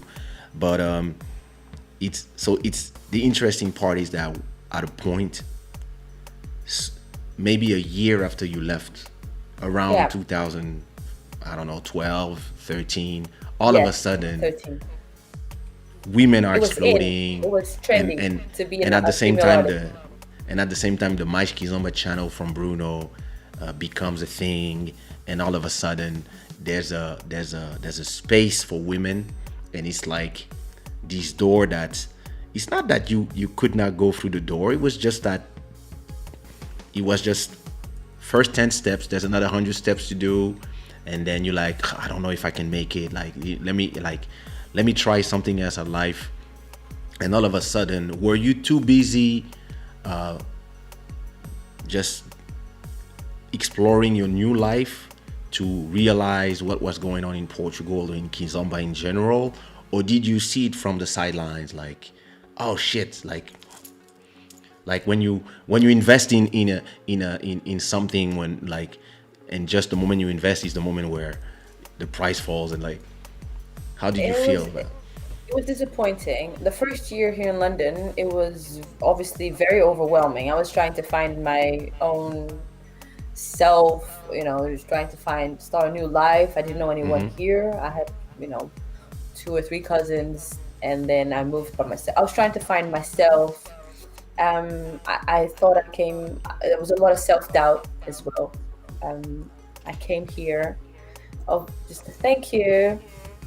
There was a lot of self-doubt. Like, why did I come? Did I make the right decision? Am I gonna still? But then at the same time, I was still doing shows for the first year, Yeah. a little bit. Yeah, I was true. still, I was still doing shows. Not as much, but I was still doing shows. I went to Sao Tome whilst here. I went Yeah, I to the remember. States for the first time, also whilst here. So I'd done a little bit. So the first year was just overwhelming for me to even realize what was going on. But then I wasn't doing any music or anything I like still. that. Mm-hmm. I wasn't doing any music. I wasn't doing anything. But then I only started realizing it because I completely stopped listening to Kizomba. I mean, I wasn't listening as regularly. I wasn't in so much Yeah, I in the remember there was Kizomba this time world. where you were completely into soul and hip hop. Yeah, I remember. and then I wasn't listening to Kizomba as much. And it wasn't until my cousin brought it up to me. I was like, oh my God, there's this artist and that artist. It's like where did this artist came from? I'm like, never heard of them before. You know what I mean? So yes, quite disappointing and I felt in a way, okay, that could have been me, or like you said, I could have gone through the door and I didn't, and it was right there. I think you went through the door. You just didn't. Like you said, I had 100 steps more to go, and Yeah, yeah, I yeah. didn't have the capacity at the time. I was young. I feel like I was young, and I didn't have that capacity to just see ahead and see how things would progress and see how things would pan out. It was more of a, okay, what can I get now? Like, Yeah. how can I assure, okay, if at least if I do this, I know my path is going to go that way. Whether I can either dive into uncertainty or I can take a path that I know is safe. So I chose the safe path, and Yeah. it is what it is. And there are many regrets there, but I'm happy. Right now, I'm not like, oh my God, yeah. I do have times where I'm like, oh my God, why? Every time I call my mom, Okay. exactly. Every time I call my mom, she was like, So by the way, my mom is a subscriber to your YouTube channel. She gets notifications. She's like, yeah, Hey, no, I'm telling you. auntie. Yeah. So Leave she's some like, comments, auntie. she's like, I'm I'm checking you have a new song or you don't have a new song. I was like, why don't you do music anymore? Do another song. Oh my God, you were so good, blah blah blah. So my mom is my biggest supporter. She That's thinks, she beautiful. fully believes that I should be doing music and music only. Wow. She's literally onto my, like my SPA and everything. She's always like, okay, so today is when they pay the artists. So have you been paid yet? I was like, mom, That's beautiful. no, right? She's really onto it. She's like, I know it's this date. I'm like, mom, it's like, check your account or call them or email them or something. So she's really onto my career more than I am sometimes. And so for me, I think my mom is the biggest, is the person probably who I disappointed the most, because she had really expectations about me. So, and yeah, so that is quite disappointing. But then she understands that life must go on. And then obviously Yeah. pregnancy and kids and family, etc., other things started to take over more and more and more. And then music just, fell behind. But yeah, I mean, guys, don't think that I don't want to do music anymore. I mean, I love doing music. It's really close to my heart and dear to my heart, and I would love to, but I feel like, because now I have obviously a different career, it's hard for me to just keep track. Okay, I really want to do music. I say to myself, I'm gonna do 5 songs tomorrow, and then I'm gonna record them, then I'm gonna send them to Kay, and then my son starts crying. And then I'm like, oh, wait, okay. So the day after, I'm gonna do 3 songs, and then there's always something, and then it's just, it just gets lost in space, because it's no longer my dynamic. It's no longer the life I live. It's not the first thing on the forefront of my mind. So it just gets lost with everything else. Obviously, because I have a different routine. Whereas before music is what I lived for. I didn't live for anything else, you know. So I'm going home and I'm writing a song, or I'm doing this, and I'm like, you know, and I'm thinking, okay, what should I write about next, or what should I say next, or how should I go on this melody, or how, you know. It's no longer that. It's more like, oh, I need to do client work, I need to do workouts, I need to plan my session, or I need to attend to my son, or his birthday is coming up, or whatever it is, you know. I mean, you became a mother, Yes. and it's not that when you become a mother, you're not a singer anymore. But Yes. when you have children, that they come from your body, like you birth a human being, and their well-being becomes your number one priority, and Yes. making sure they have food in their plates is worth every sacrifice that you have to do. And Absolutely. so how did motherhood change you as a person?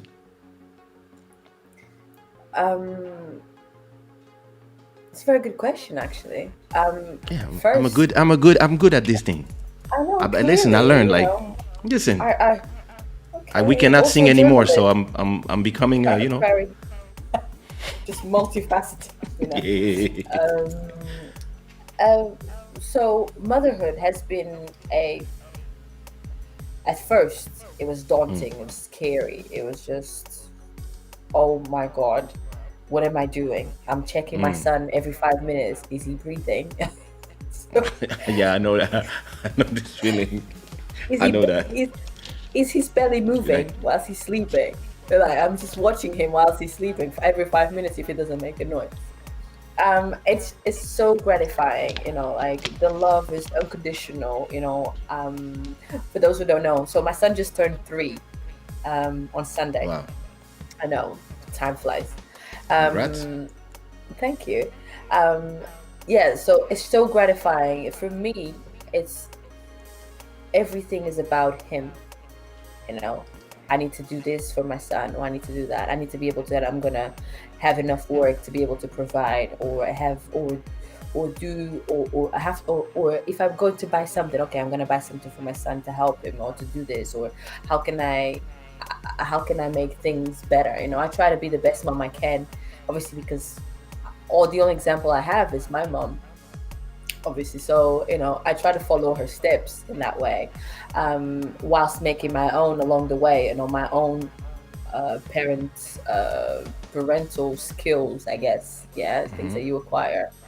But it's so gratifying in so many ways. It's challenging, because obviously you like, all of a sudden you have this human being that you need to care for, and it's your responsibilities and your responsibility only. You You know, cannot it's run not away like from it. going exactly. It's not like you go into your cousin's house and you play with their kid and like, I can babysit all day, no problem. But then at the end of the day, you go home and you leave the baby, and that's it. And no, this is someone. This is a whole being that you are responsible for. All of a sudden, that is a lot. It's a lot. You know, anything happens to my. I'm always thinking, anything happens, it's my fault. You know, like I need to be responsible for, you know, his upbringing, you know, the person he's going to be, how he's going to develop, you know, is he doing enough to stimulate his mind? Am I doing enough for him to develop properly, or am I feeding him well? Am I being a good mom? Things that I have, you know, there's so many things, and I feel like also society expects you to be this or that as well, which is not good. Yeah, but let me just say it out there. There's always a stigma, moms are this, or moms are that, or mom should be this, you know. But it's a learning process, especially when you're first time mom. Yeah. It's all a learning process for me anyway, as you know. So yeah, I'm loving it. Don't, you know, full-time job. Thank you. It Someone is. said it. Full-time job. It is a full-time job, but it's the best, you know. My son, you know, he just in the mornings he just comes, hugs me. He says bon dia. I have to kind of force him. He kisses me, says I love you. Oh my Oh, God, that's it. My heart is just a puddle on the floor. Literally, it just melts away. It's like, oh my God. He's so adorable and so intelligent. Can I just say that? Just gonna take a little note to say my son is the most intelligent kid on planet He Earth. is after Of mine. course, I. You, you know, I realized something with my daughter. So I bought her a set of plates, of little bowls for her Cerelac and her noodles, her two favorite things in the world, and her cereals. And it's like six of them, and there's one blue, one yellow, one green, one orange, one red, and one gray. And I bought a set of spoons that are also in colors. And sometimes the blue spoon is dirty, and so I'm giving her the blue plate with the green spoon. And she started yelling, "No! Blue! Blue!" If the plate and the spoon are not on the match. same color, she will not eat. Yeah, they're particular like that. And I look at her and I'm like, yeah, just like daddy, let's go.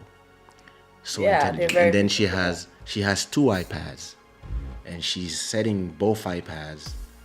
One, she's watching something on YouTube, on her YouTube Kids, and the other one, she's playing a game or she's drawing something, and at the same time she's eating. And she's just like a little businesswoman. She's like checking the Exactly. whole universe, and don't They try go to so give her the wrong spoon. Like, so if I give her a plate that is not part of that set of plates, and I give her a normal plate because they are all dirty or whatever, and now I'm giving her one of the color spoon, she's like, no.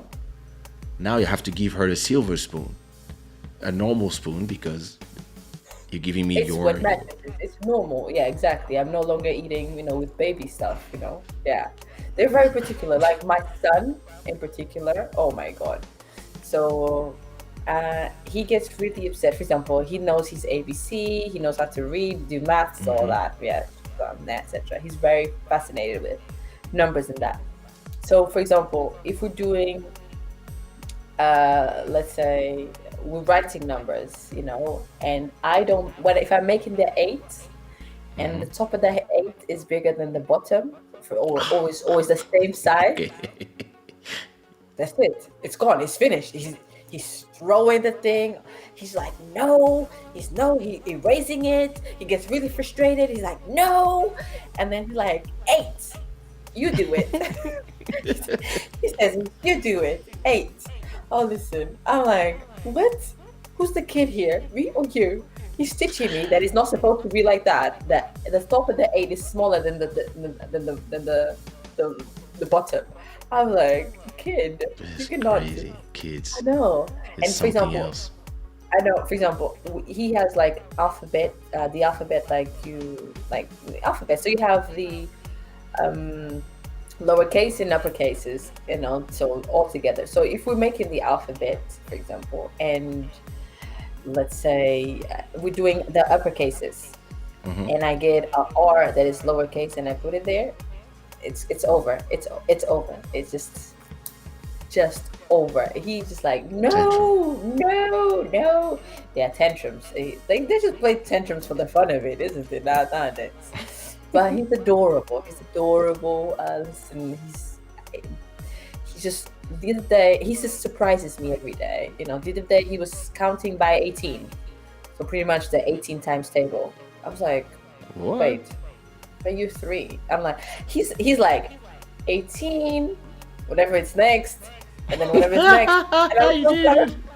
And I don't know it. I'm like, wait, I don't know it. I don't know what's 18 plus 18, 36. And he's like, and then he goes on to the next. I'm still trying to count the first one, 18, 19, 20, 21. And he's like, 100 You got a and blah, smart blah, kid. blah, blah. I know. That's beautiful to have a smart kid.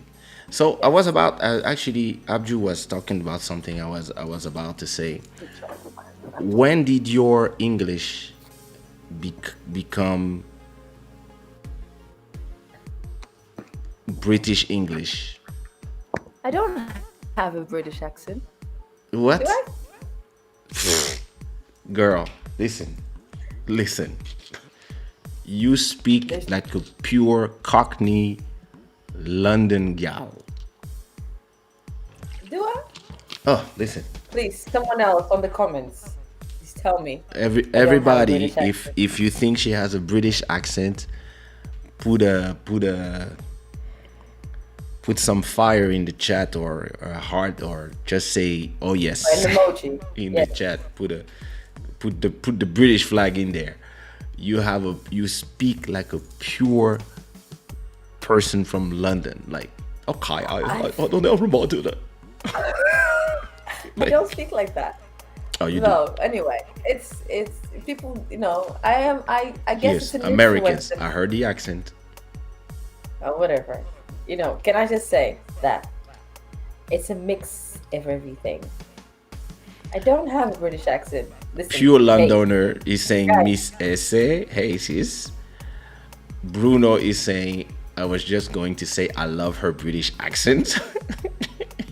well, I don't agree. Michael is saying that she always talk like that. Thank you. Thank I think you. I think Michael is your number one fan. So I'm his number one fan. His opinion doesn't count. He's gonna defend you in anything. Please defend me. Yeah, with teeth and all. Ellis is saying yes, you do, and this is coming from a British lady. Oh. Yes, Well. but not so much. Listen, I can hear it so much. Okay. Let me just start. So I've been here 8 years now. But when I first there you go. came, I've been here 8 years. Even my When English is starting to. No, it's not my English. When I sing French, I have a slight. I cannot explain, but I can twang. hear that my French changed a bit. when I Yes, my sing. Portuguese as well. Sometimes I struggle a bit. It's a little bit. I mean, when I speak French, sometimes I don't find a word, and I'm And gonna, then you for say it in example, Portuguese. I'm gonna speak with Elisio, and I'm gonna be like, ouais, tu vois, j'étais là et de repente, and sorry, Yeah. and then, Yeah. so That's me. it's- That's yeah. me, pretty much. But I do it with English all the time. Sometimes I don't even know. You do, like, I mean, it's normal if you speak with people with this accent all the time. Yeah, so everybody's saying that you have. the Yeah, British no, accent. okay. When I first came here, I had more of a American twang to my accent, more. Yeah. But then I feel like it's just mixing because obviously I speak Spanish as well, a bit French, and not so good, and this is just a mix, of everything. And obviously I've been here 8 years, and most Yeah, of of my course. I don't speak Portuguese on a daily basis, so yeah. You shall teach her computer programming. I will. Yes. Listen. Yes. My daughter, there's a reason why she has 2 iPads. Teaching her from young. Oh yeah, she's gonna know. She's gonna do what she wants in life, but she will know about business. She will know about computers. She will. Oh yeah. That's yeah. that's a very good thing to say. Is that they're gonna do whatever they want to do, but obviously But they we're will gonna have the talk weapon. them. Yes, we will weapons. teach them everything that they need to be taught She's gonna about be life ready. and about anything. Yeah, exactly. That's what parenting is about. Is you She'll passing know on everything knowledge. about players. Players. Yeah, don't worry. Yeah. My son is coming for your daughter.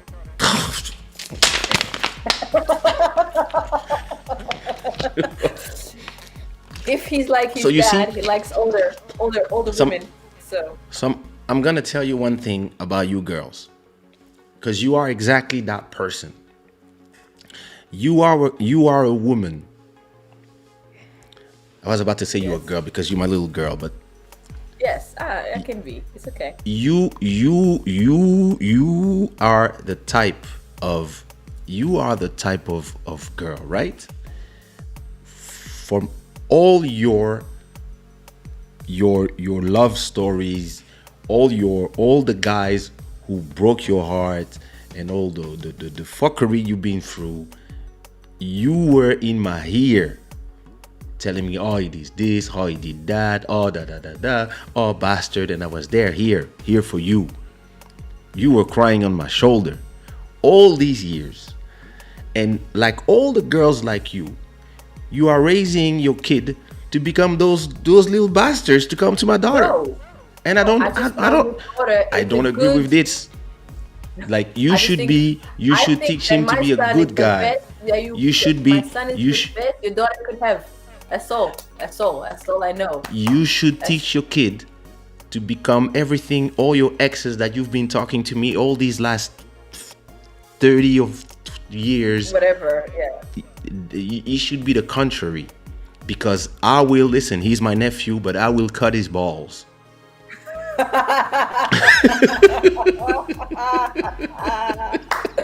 Listen, my son, the way I'm gonna raise him, yeah, he is gonna be.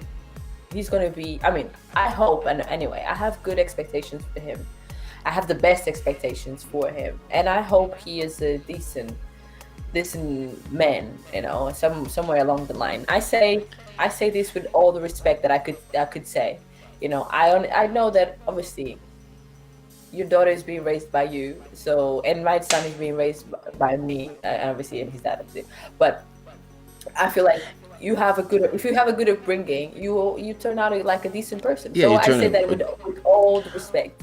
You know, But you know, I like don't mean it's funny because most of the girls that I know that have been suffering with men, when they have a son, their first thing is like, oh yeah, you're gonna avenge me. no. Like, That is so it's wrong. like You it's know, but that is wrong. I know Wrong so many thinking. women who talk like I that. don't Like think when that they have way. they're like, oh yeah, it's gonna be like you're gonna have all of them, and I'm like, what? Like it's funny. Yeah, a lot of women No, think like obviously that. he's gonna have to learn, and he's gonna have to have his own experiences, etc. Of course, Yeah, it's but I'm not it's gonna encourage him to be that way because I want him to be a decent human being. you know when I I was when my before my daughter was even born, and I was told that she's it's gonna be a girl. daughter, it's gonna be a girl. I've been projecting all the different ways that she could be and all the things that I hope she will not be, but like everything that can happen to her and that she can All the things, overcome, yeah. etc. You know, like and then I was thinking of all the things I've done. like, like, I mean, I've always been respectful. I've always been a very respectful person. I always had a set of rules that I went by, and like, I don't think there's any girl out there that hates me. But you still realize that all the predatory moves that we do, like you know, and you just like, well, listen, like there's a point where it's not up to you anymore as a father. You are the point where you teach them, you give them the weapons, and then there's the point where they go out and they're gonna have to live their own Have their own- experience. and Exactly. you have to, what you have to become, instead of saying well, no, not my daughter, whatever, you have to become you have to know when you are the person that she can come and talk to, come and cry to, or you have to understand that something they're gonna be for mommy and they're not gonna talk to you about it. You have to, at a point I think you have to, They become you- their own self. yeah, they have become their own self, and personality. this they're not gonna be what you thought, like, you know. And What you envision, they're gonna be themselves. a lot of times I ask myself, what if she becomes this? Like, how do I, you know? But then I always come to this, she's gonna be my, thank you so much, Miss Essay. The things I always say to myself is, Aw, missing Vanda's music. Thank you.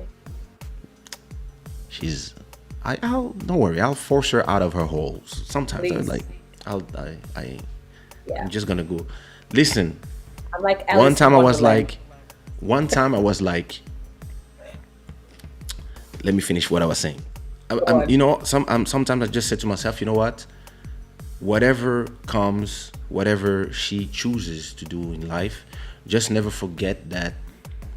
Yeah, you as long as you never forget that you are her daddy, and you're gonna be her first inspiration, and you're gonna be her first love,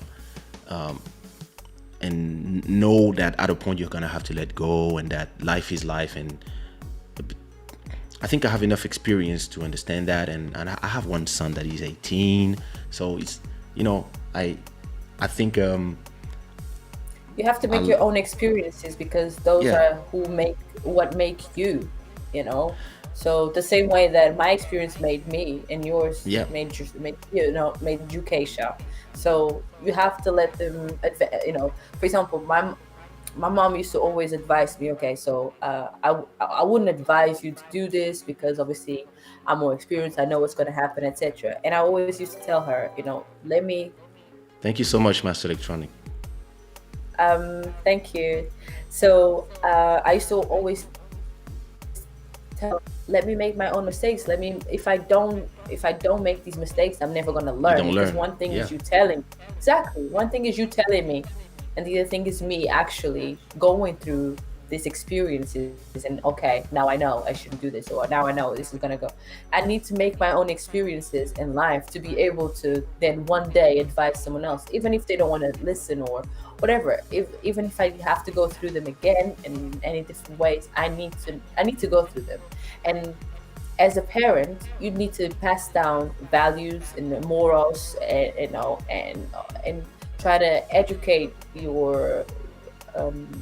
Children. your sons and daughters in the best way possible. But again, they're gonna have their own personality. They're gonna want to be themselves, and I feel like you have to, like you said, be someone that they can feel support Comfortable. them. Yeah, Yes, support comfortable around. Exactly. So support them. So if in case they do make a mistake, they know to come to you and say, actually, I made this happened, or blah blah, and then you can Yeah. advise them in any different way. But you cannot say, no, don't do this, don't do that. Yeah. No, and that's just gonna create a rebellious child, in my Yeah, opinion. yeah, yeah. More and more And so. it's so it is so. I think the earlier you say this to yourself, that there's gonna be phases, and there's gonna be, the more they go in life, the less your influence, and the more your influence will have to be shared with other influencers from outside. As soon as they have a group of kids and they're 10, 12, Yeah, right. 13, Exactly. it's going to be all these influences, and they're going to contradict with the things that they learn. And then you have to, I was saying this to my best friend earlier today. I was like, I can see, hey, new subscriber, hi, Guy and Zoom. I like my new gifts. Like, there's I was Saying telling they have her, friends. hey Fatih, welcome, Shada gang. I was telling her that I can see from the different ways people react to different things. I can see the education of their parents, or the lack thereof of education from their parents, in the way they do their choices. Because and also maybe it's a question of how you view your parents, because in every decision I take in my life, every decision I take, I hear the voice of my parents in my head. Like, I'm not a person who steals money from other people, because I would hear the voice of my mom. I'm not somebody who would be disloyal to people, because I would hear the voice of my dad. I treat women a certain way because I would hear the voice of my mom. If, like, whenever I'm in a serious relationship with somebody and I do something, my mom all my life has always told me, hey, you do this, like open the door for, like, all these things. Like, no, what, for example, living in Europe where everybody's paying their shares, like, if I'm taking somebody to the restaurant, not just dating. If I'm going to the restaurant with somebody from the opposite sex, it's not sexism. It's just the voice of my mom saying, what, 50-50? What the hell? What? No.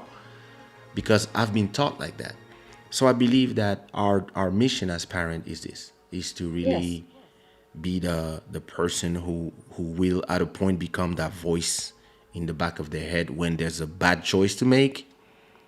This voice might save them at a point, because I know that, like everybody else, and especially when you are a celebrity and you travel all around the world and you have all these possibilities, a lot of times I heard the voice of my parents in my head when I've been offered, like, there's some stuff that I'm not interested in, but sometimes people are trying hard to influence you into going to the wrong side of things. And there's this point where you might be like, oh, okay, just once, or let me just try to. Me, I hear the voice of my parents. I like, really? And I'm just like, no. It's like, oh, listen, you guys stay here.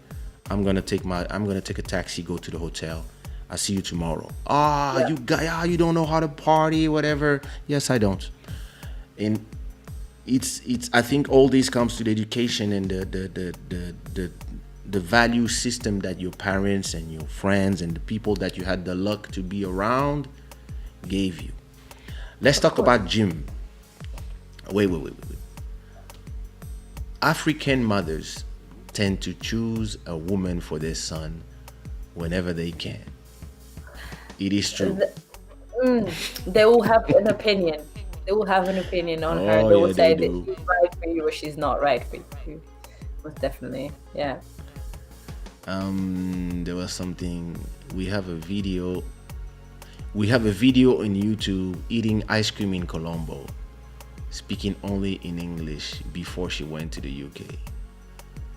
We go way back, all of us. Like, I think because we're talking about my accent, I think this is what yeah. I need to listen to that and then Kaysha will buy a gun at this rate. No, I won't. I'll have you noticed by that players usually end up having daughters? Well, me, I started with a son, then I had a daughter. I had a daughter, I was ready, and I really wanted a daughter. But the good thing about players, professionals. The good thing about players, he says. The good thing about players having daughters is that they can teach their daughter how the plays. They can how not to get played. They can teach, like they can like oh, he said that. Read this, book of player president, page 202. Read this. Like, it's, but the thing about that is you can really understand the phases that they will go through with men in their life much better, because you are not a naive person, because you've been through a lot of these things. So hey, in my opinion, I don't think it's as an African, it's not good to let our children be lost in the Western societies without morals and ethics. I completely do agree. Yes, I agree. Because this is a world where, it is a world where it's easy to get lost in, like. Nowadays there's social media. There's so many things that you can easily get lost in. There's a lot of things. There's a lot of things that I see on the internet. There's a lot of things that I see on the internet, and I think of my daughter. Like, I'm like, oh my god, like so many ways to get lost, and it's not new. In this is just the world, but with the internet, it's even so easier to just live for the likes, live for because there's a difference between the social pressure that we lived in our times and the social pressure that they live through their phones. They turn on the phones and pressure comes out of everywhere, like the likes, the private messages and all these things. And I think when my daughter is on age enough to have her own control of her own social media, I will have told her for a decade probably, that who she is not to be judged and to be decided by strangers that are online. But at that time, they will be at iPhone 30 something and operating systems. Maybe they will have glasses with information in their eyes, maybe lenses, and they will be connected to the internet 24/7. Definitely, yeah. Like it's gonna be different from like we had this conversation with Mass Electronic and in another one, like slowly humans are becoming cyborgs. But I think what we can do for our kids today is teach them how to deal with the Social pressures. the hordes of people who only believe in one opinion and don't care about the opinions of others, and judge people, and to not let yourself be judged by numbers of likes, comments, bad comments. Learn to deal with them, learn to shield from them, and learn to block people that are detrimental to your mental health. And this is something that I really want to teach her early. And it's not just, oh, you're beautiful, don't worry, now you're beautiful, no, you are not. No, it's not that. It's like, hey, listen, this happens, people are like that, dumb people are around the world. It's actually 95% dumb people in this world, so you have to deal with them this way. Don't be a bully, don't let people bully you. And it's hard, it's not easy, especially. And the good thing with me and with you, we've been in the public eye where everybody think they have the right to give them their stupid opinions. And when you have a good opinion, I learned to tell people it's a good opinion. Okay, I understand your opinion and I respect it, or it's a good opinion, or thank you for your opinion, or thank you for your support, or oh, you didn't like it? Too bad. Maybe next time. I can be polite when people are polite, but when it's stupid opinions, I'm like, hey, fuck you and your stupid opinion. I learned to do this. Back then, when I was 20, 24, 22, first albums, first shows, and I would read comments online back in the web 1.0, and like people like, this album is a frisbee. I would stay in the shower like this, like and I would like in 1,000 good comments, you read that one comment that is saying, oh, this album is a fucking frisbee. I use it to play with my dog. Oh my god, what a fucking album. Like, and I learned to understand that sometimes these people are actually fans, or they didn't even buy the album and they just here to talk because everybody's so happy and they need to exist by hating. But because I learned how to do it, it's funny because even if I had kids kind of late, first at 28, second one at 44. But all the artists that I work with, I had a kind of, it's not the same thing as having a kid, but the advice you give to artists about fame, about all these things, is kind of related, I would say. Yes, absolutely, yeah. You tell them you want the best for them, and then they will still fuck themselves, shoot themselves in the foot, and so it's kind of the same frustration that you have when you are trying to send people to the good place. Major shout out to Vanda. Loki, I always had a crush on you. Cedric Emmanuel. Okay. Hello, Cedric. Thank you. Hit me up. I'm single.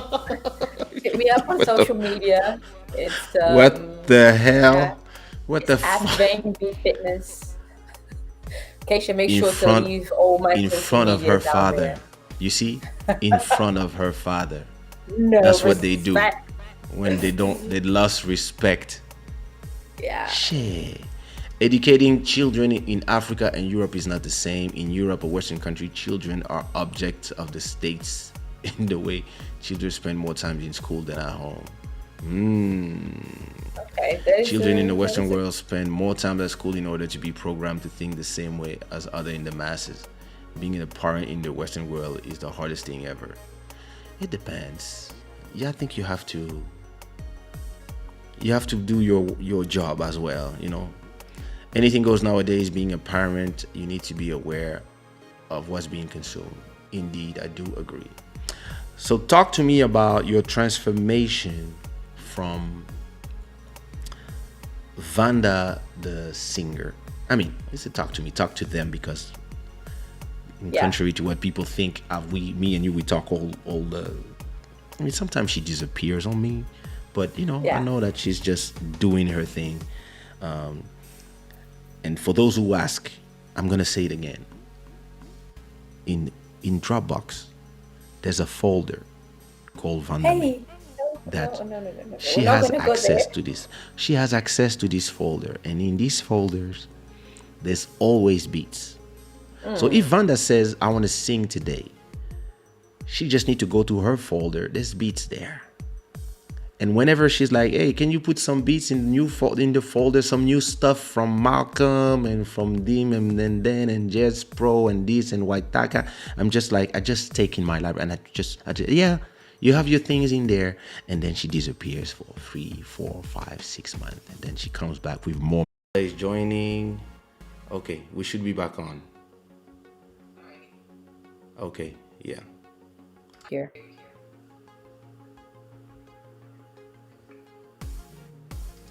So we should be back on. Aww. Yes, sometimes my internet is from the village. Yes, apparently. So, Apparently, it's not just in London.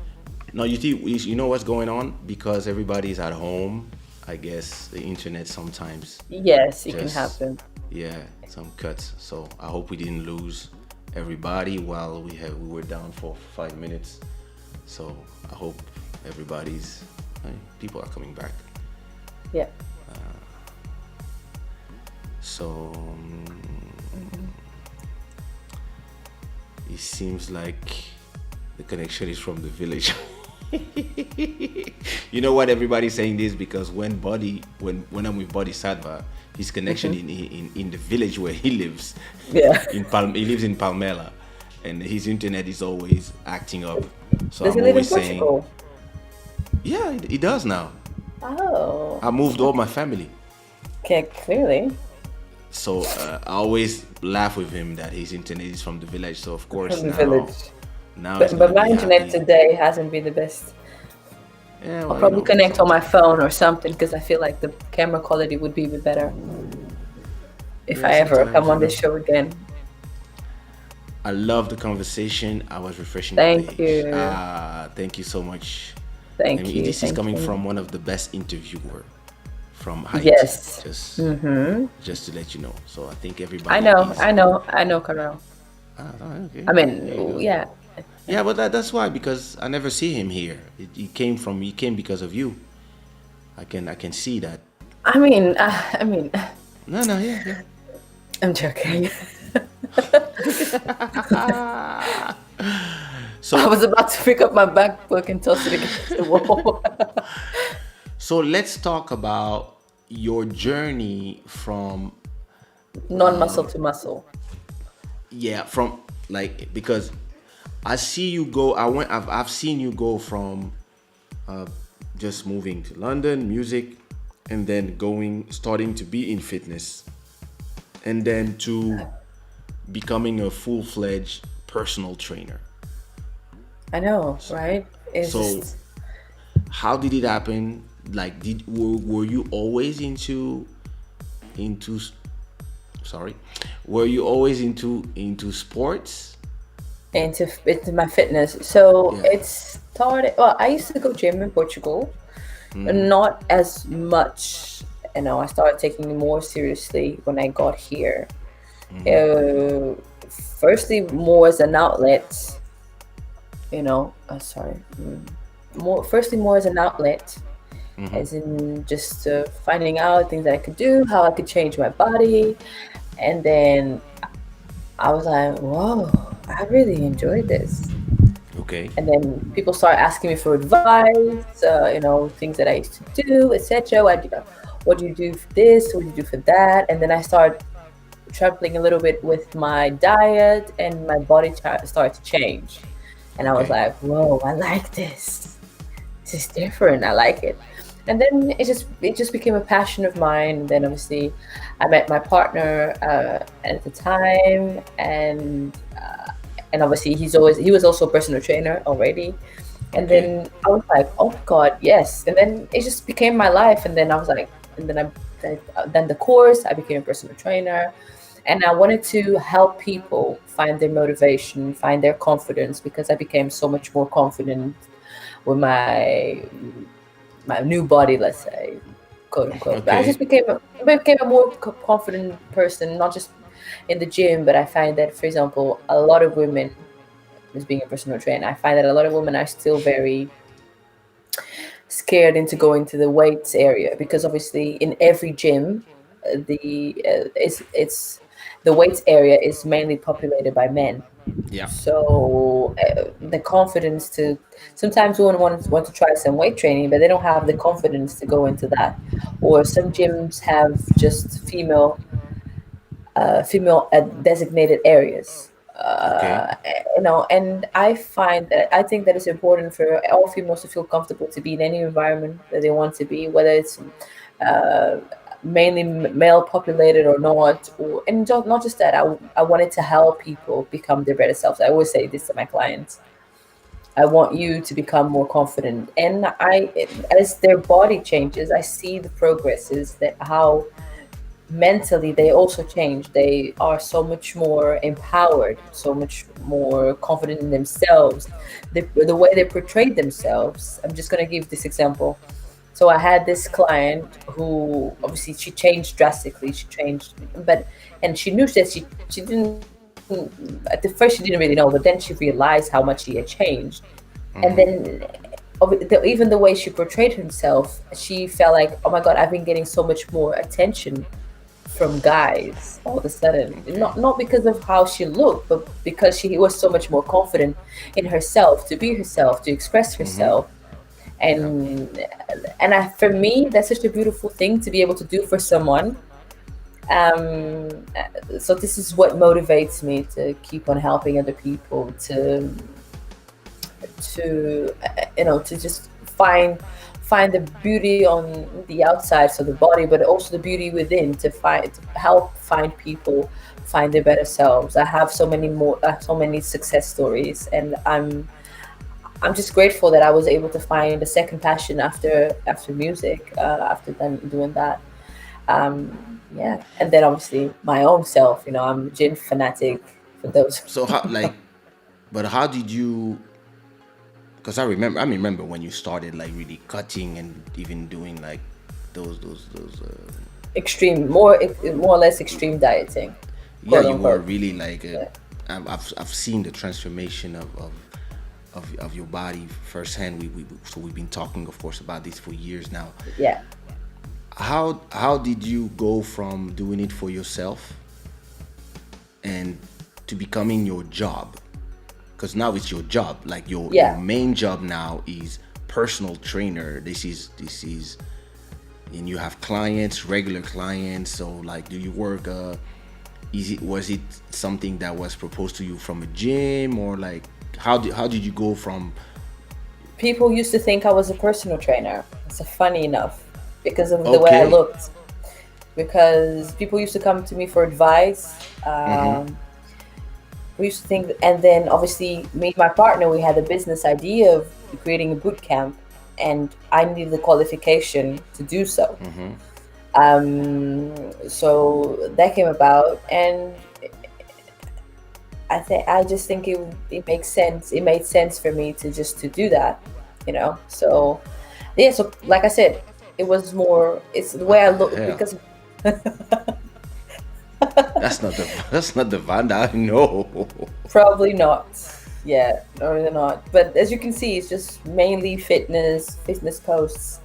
Yeah, I like you tried. just Yeah. did you so at a point you left social media. I did.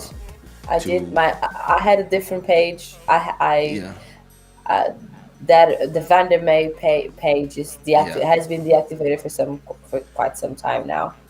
So Um, was it because you finally accepted that music is in the like background, is your probably. past life, if It's I I can say? haven't.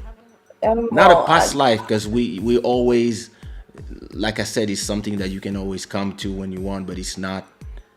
It's I find it hard to accept that it's completely forgotten. Only because forgotten is not the not word. forgotten, but yeah. How can I put this? I find it hard to accept because it's deactivated. It's not.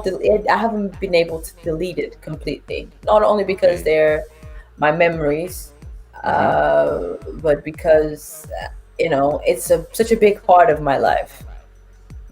Are we watching this video for real? We're watching this video. Nice. Yeah, Yeah, this is, listen, this is a great we are video. we are you It's we are looking at the this exercise is called incline, a dumbbell yeah. press or chest press, and it's I for do mainly it. chest. Yeah, okay, of course. A lot of men do it. I love Yeah, this one. This is one of my yeah. Who favorite ones. doesn't? Who doesn't love chest day? It's my favorite day. I hate legs, but I love chest. I never do Anyway, legs. My legs are of course. powerful Yes, enough. that's what most men say. Look at the face. Yeah, no. The faces I make are probably the most incredible, and I'm so expressive all the time. Um, but yeah, that's me. So there's another video if you want to showcase. Is this your client? So at some point in the UK during lockdown, they Yeah. allowed us to meet with 6 people. So you were Okay. allowed to do 6 people, and That's then not six people. uh, so the other picture was 6 people, and then the class just started growing and growing. So that one where it Okay. says, wait, go up, go up, go up. No, go down again. Below perfect. No, below perfect. Go down. Again. Go down. Okay, where it says Vain V Fitness, that's a video. Ah, okay, this one. Yeah, so it's just I started doing classes outside. Okay, Zumba class. Zumba Nice. classes. They're so much fun. If you're in Portugal or France or whatever you are in the world, if you haven't tried Zumba, ladies, please do. It's so much fun. Are you a certified Zumba instructor? Instructor, yes. So you have to have a separate qualification for that. So we say licensed Zumba instructor. So you are you can press well pressed legs. What? Well, yeah. So gone. Are you doing your? So how did the pandemic Affects my business. affect your business as a damn? What? I think this is 150 kg. I'm not sure. What? This is a glute exercise, so it's for your bum. And hamstrings as well. It does work your hamstrings a little bit as well. That is serious. I was struggling to finish to do this. I was really, really struggling on that day, but I made it. There's another Really? yeah, there's so many videos, I guess. Yeah, the pandemic, just talking a little bit about the pandemic. Yeah. The first 2 months of lockdown last year, I wasn't able to work. So it was then I was just at home like most people. So it affected greatly my business because I didn't have any clients. So I had to rebuild again my client base. I started doing some online stuff for the gym because they asked me to do some online classes for them. But then I got reported as a whole thing. So, but then obviously come end of May, beginning of June, we were then allowed to do one-on-one personal training outdoors. So I invested in a lot of equipment, as you can see here. I've invested a lot in equipment. I So started this doing is your equipment? I have a lot more now. I kept on buying and buying and buying. So you So almost this is be in your my own car gym. park. I have a home gym in my car park, which is where I What? PT my clients at the moment. Yeah. In your car Ha- park? Yes. So oh yeah.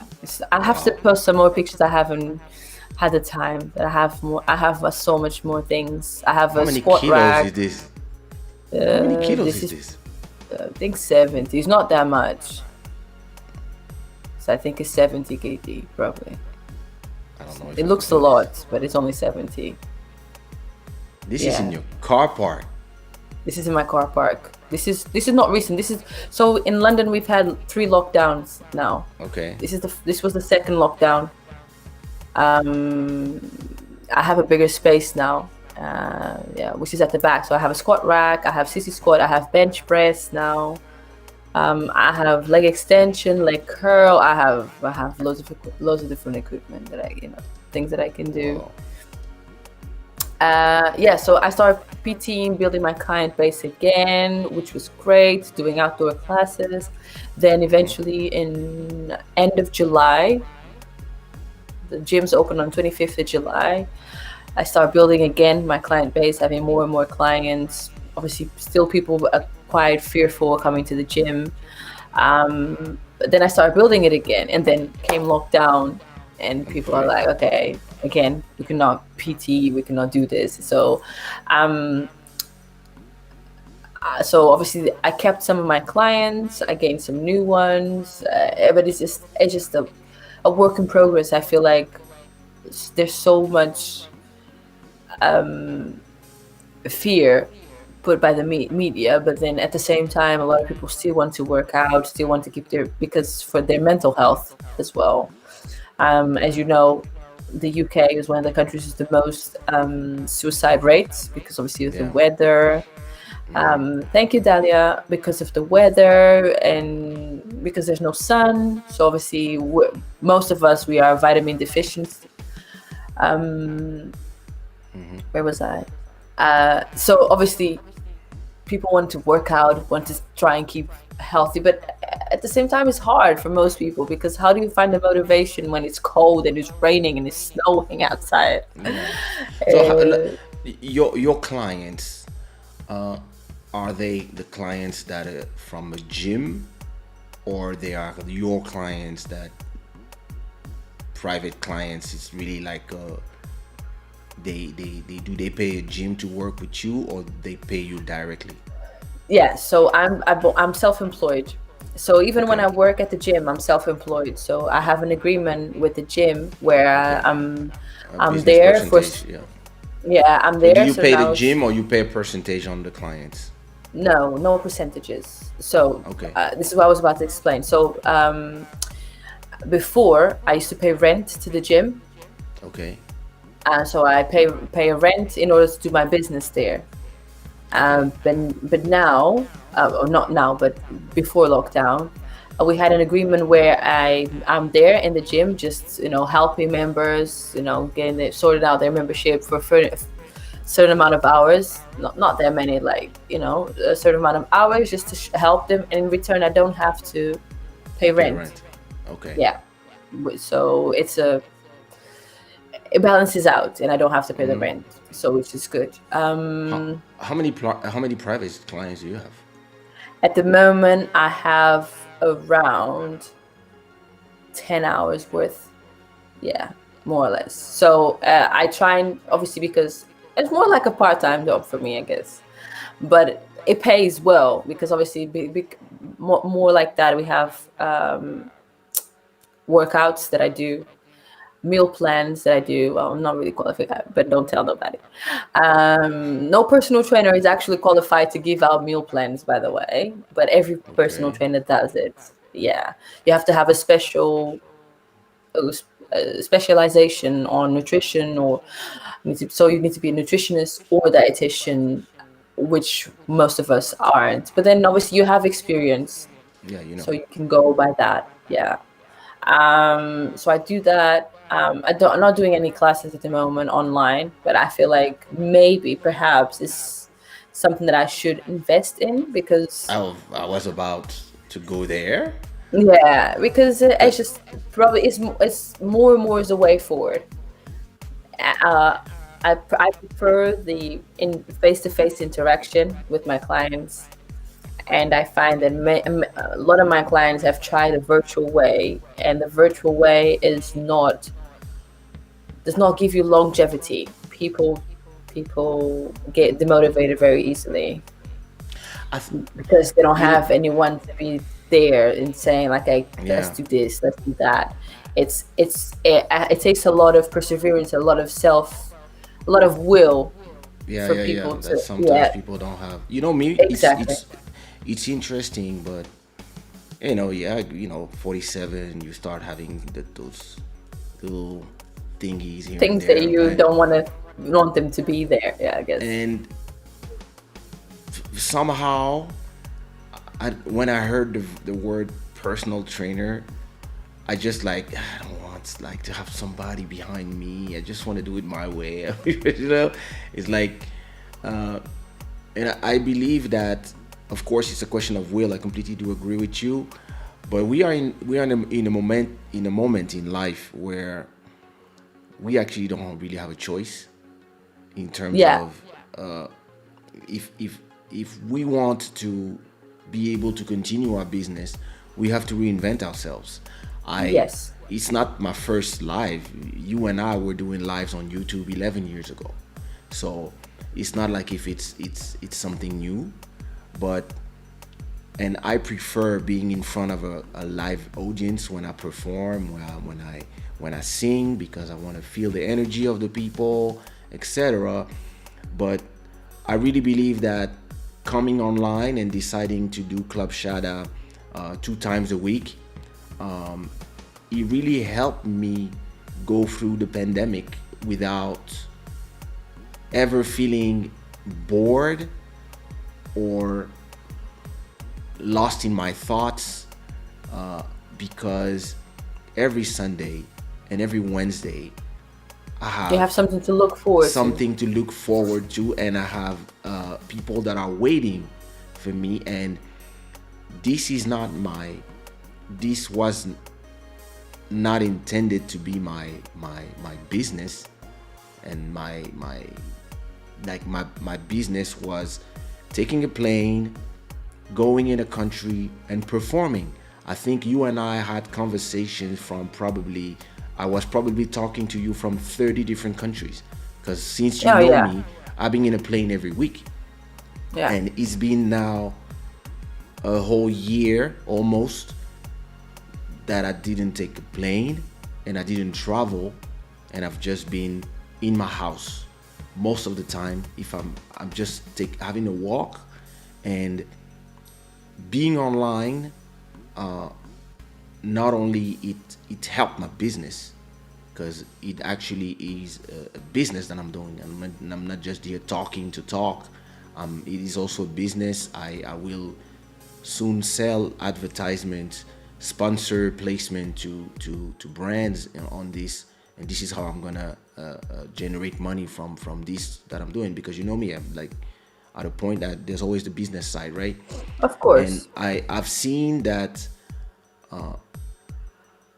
it's interesting how a lot of fitness trainers that I've talked to, but also a lot of dancers, kizomba teachers, when I tell them about doing it online, they all come up with the same reason why they don't like it or they don't do it, which is I need the connection, and the screen is preventing us. But I believe that we have to take this time to reinvent ourselves and reinvent Yes. our businesses, and understand that for most people, and maybe it's not going to be for the same clients, but you have some people who Yeah. need. Look, did you see what Apple just put out? Fitness What? Plus. Oh yeah, yeah, yeah, yeah, yeah. No, And listen, I totally agree with you. I don't disagree. I actually, just, I just actually, go on. I told you to do a YouTube channel years ago.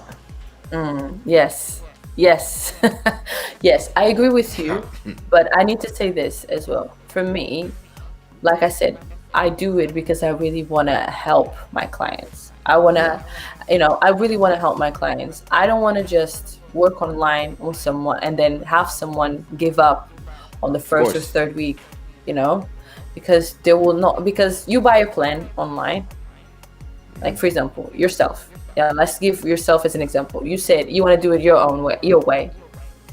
Have you managed to do it your own way by yourself?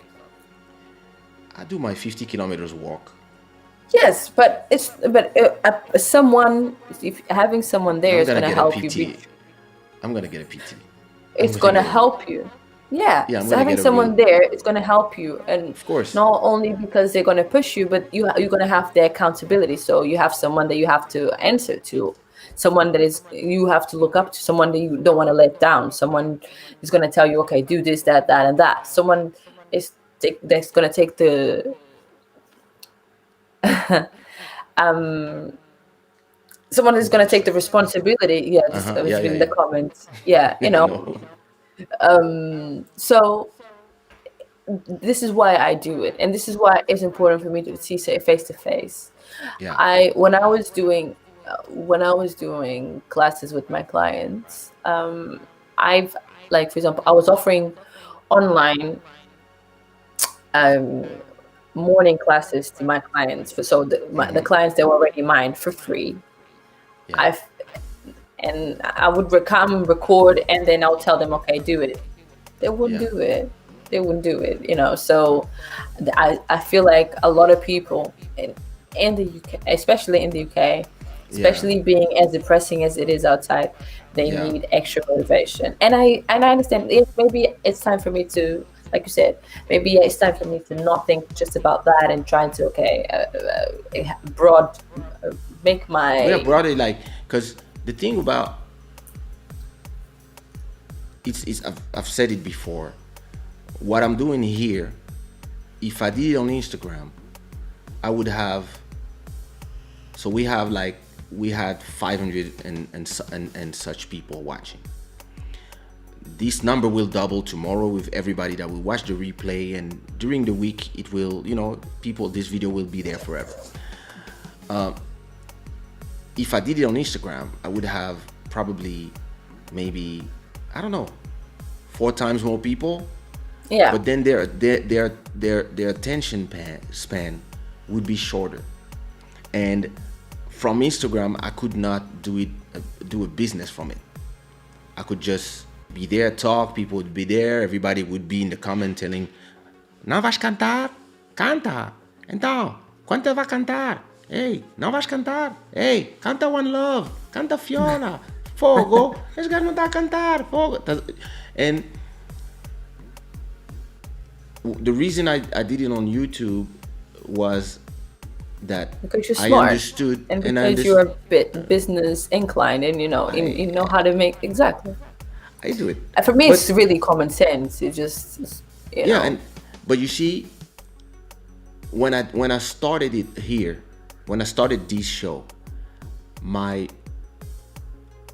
had 10 people watching, and now I have 500.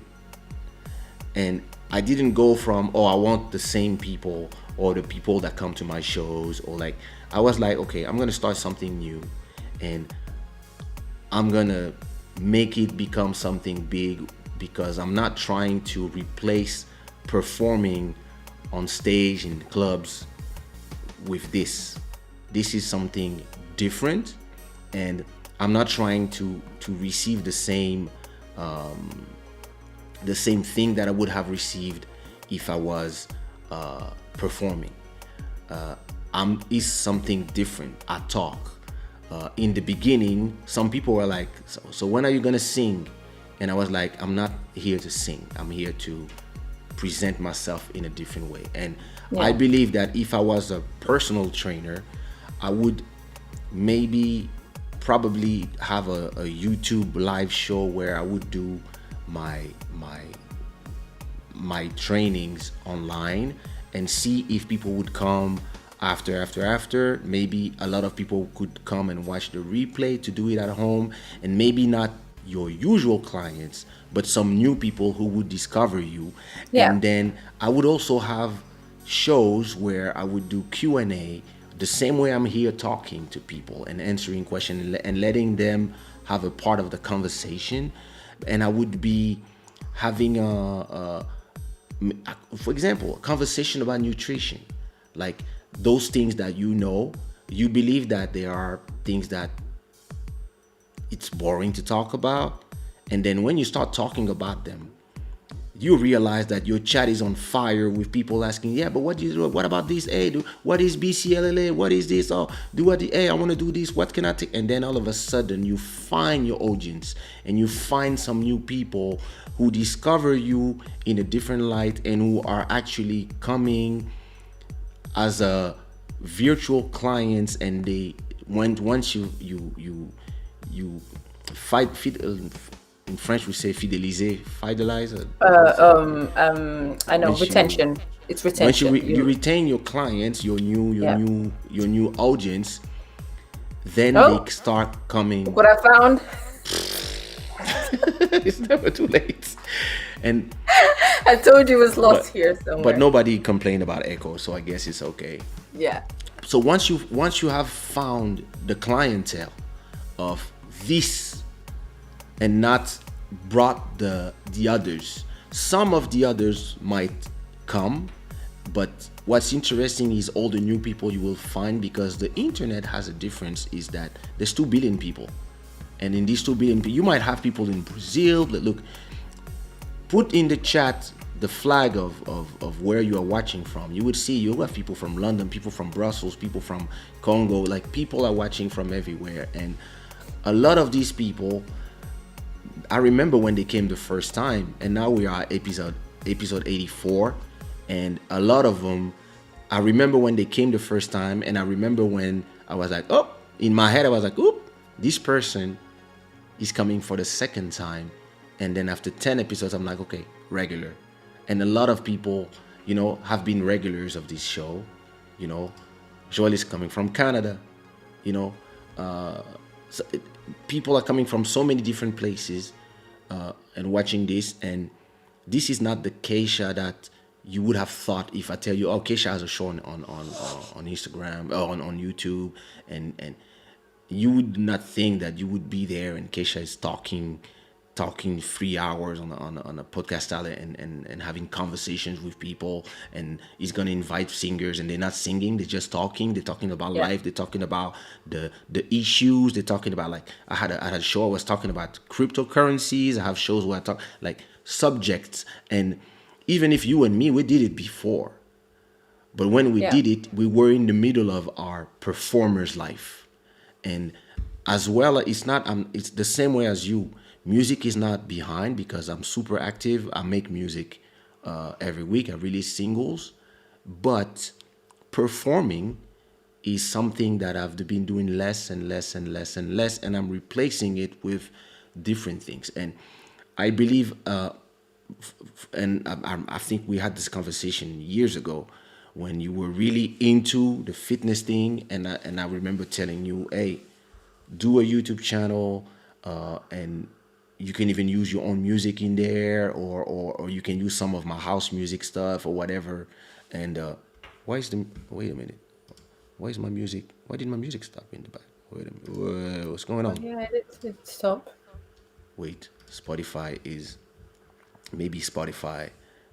was realized that we were offline for some time. And so you see, it's this thing where you need to reinvent yourself. You need to find really ways to monetize and obviously and adapt yourself to the situation. It's super important. We are in a moment in life where we are in this moment in life where you cannot want to recreate the life of without before. a pandemic. Before in right now. Maybe when the whole UK is vaccinated and people can now go out because nobody's getting sick anymore, because there's a herd immunity has been achieved in the UK, and now there's like nobody can come in without a vaccine, etc. This is where we're gonna get in end of the year, where whenever when it happens, maybe at that time you can think about life of before. But right Yeah, now, this is the new normal. The new everybody normal who's is trying, yeah, everybody who's trying to recreate what they had before right now is is failing wasting miserably. their time. They're failing Yeah, because they're like, yeah, but I'm missing this or I'm missing that. Listen, this is virtual, is gonna be different. And it's the same thing for somebody who's a singer. Go on Twitch or go on YouTube, watch what the singers are doing. A lot of singers, they come every night live for 1 hour, 2 hours, the whole night, guitar, and they sing. Some people, they have I know a guy has a saxophone. You ask him what song you want him to play, and he sings your song. And if you, and like, to ask a song, you have to send $20 super chat or donation, whatever. And that's how singers can continue to sing, and that's how a lot of people who are in the fitness, they are finding a new public. And when people are, yeah, but there's so many channels, why me? There's 2 billion people online. yes, exactly. There's Yeah, always someone for yeah, even like and you can do I private lessons, uh, for live that are private, yeah. in just for those people, and then they need to be subscribed to your channel and pay X amount per month. This is, all these functionalities are there.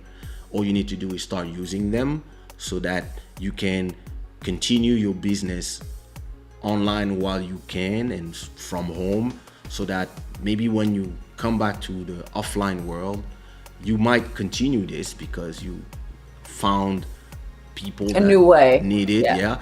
And then maybe a lot of these people will become the clients offline, or they might even travel just to work with you, because then you know, because it's all about creating a brand and having people stick to this brand. So do what I told you 4 years ago. Open YouTube channel. I'll show you everything you need to do. That's what I do. Yes, yes, Dad. Yes, Padrino. Listen, it's been 3 hours that we've been talking. Already? I don't know what Oh time. my Yeah. God. What time is it Yes. out there? It's the same time as in Portugal, 3:30. Okay. Oh, good. Yeah. So we continue till 5 a.m. No, I'm joking. I have work in the morning. That's that. I know. Listen, see, look, I'm ready to subscribe. Yes. Yes. You do your I'll channel. I'll We open will my channel and all I'll come on here subscribe. again. Yeah, We and I'll might make all everyone will- subscribe to my channel. I'll put my tongue.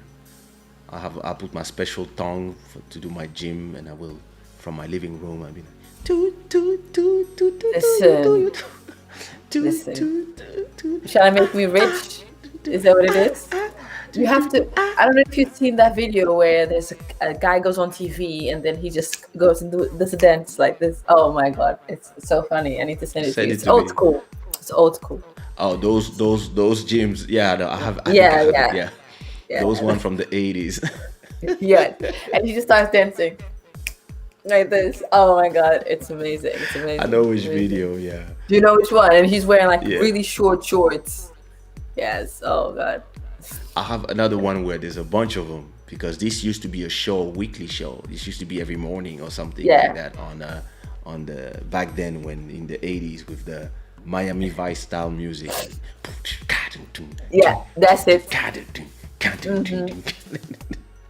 And, Listen, and you do- no, with the headbands and everything. Yeah, yeah, yeah. And the great thing is that in terms of music, I have a catalog of songs that you can use for these things, so you can even use music that don't get flagged by YouTube. Yeah. So like we have like, yeah, all you need Wait, to do is we start. we spoke about this before, guys. know. This is not a new conversation. Just It's so you not, know, but it's more. she doesn't like to listen to me. No, it's coming more from a procrastination. Yeah, no. Yeah, it's more that, and being accustomed to doing things differently, I etc. need help with my big belly. It grows so fast. It's just Congolese blood, bro. It's Congolese DNA. We doomed from Congo. It's like Yeah, well, you after eat, 30. and yeah, age is important factor as well. It becomes harder with age, It definitely. does. It does. Yeah. So when are we listening to you after talking about your new life as a PT? So when are you recording a song? I You're got putting me on the beats. spot. I I see gotta you. listen. I got beats. Like Malcolm gave me some crazy beats. Hmm. Malcolm just gave me 2 beats yesterday. Listen, I can hear your voice. Like I can hear your My voice. voice. Yeah, I I'll guess do send them to me, and then that's it. And then just all these people will probably keep tabs on me now. just do a verse. Just do a verse. I'll Just do a the rest. verse, okay? Just a verse. I'll put if I you want. think I'll record everything and I'll leave some space for you. that's it. Done. Unless you and I kind of like your choruses. Like you're really good at like the thing is this. You're really good at this music thing. I think Am this is the I? hardest part to people. Yeah, you are. Like I don't know if you realize, but you are really good at this music thing. Like you have a unique way of writing, and your choruses are super catchy. Like actually, you should write for other people when you're not interested in writing. Like I would love send me to some write for stuff other and get your people. send me just demos. You can even just record them on your phone. I'll send you your SPA percentage. Like because listen, you know how much money I've been making just doing Yeah, melodies for Blaya? yeah. You Hey, you listen, told me. it is a great business It to is a just business. It's a bit great like business to even if be you in. just hum some melodies and take 25% of a lot of songs, it doesn't Wait, take a lot of are time. melodies now recognized by SPA? Yeah, it's all They weren't about before, were they? the Were thing is this, melodies recognized? it's all about the deal that you do with people. Yeah, of course. Yeah, So yeah, yeah, if yeah, yeah. if Yeah. let's say you make a song, I make a beat and you make the song, we usually say, hey, listen, let's do 50-50, let's not complicate our life, right? But let's say I make a beat and the writer's gonna write something, but you do the melody. So we're Yeah. gonna find a way to pay you. So let's say we want to give you 30%, for example. So I'm gonna take from my 50%, I'm gonna remove 15, Yeah, and I'm and gonna then we'll share it. and then the writer will remove 15 from Yeah. theirs, and there we go. Or we can do 20, we can do 40 and 40 and 20, or like what I do with Blaya, for example, is I do melodies and I take 30%. And sometimes there's one writer, sometimes there's two, sometimes there's more.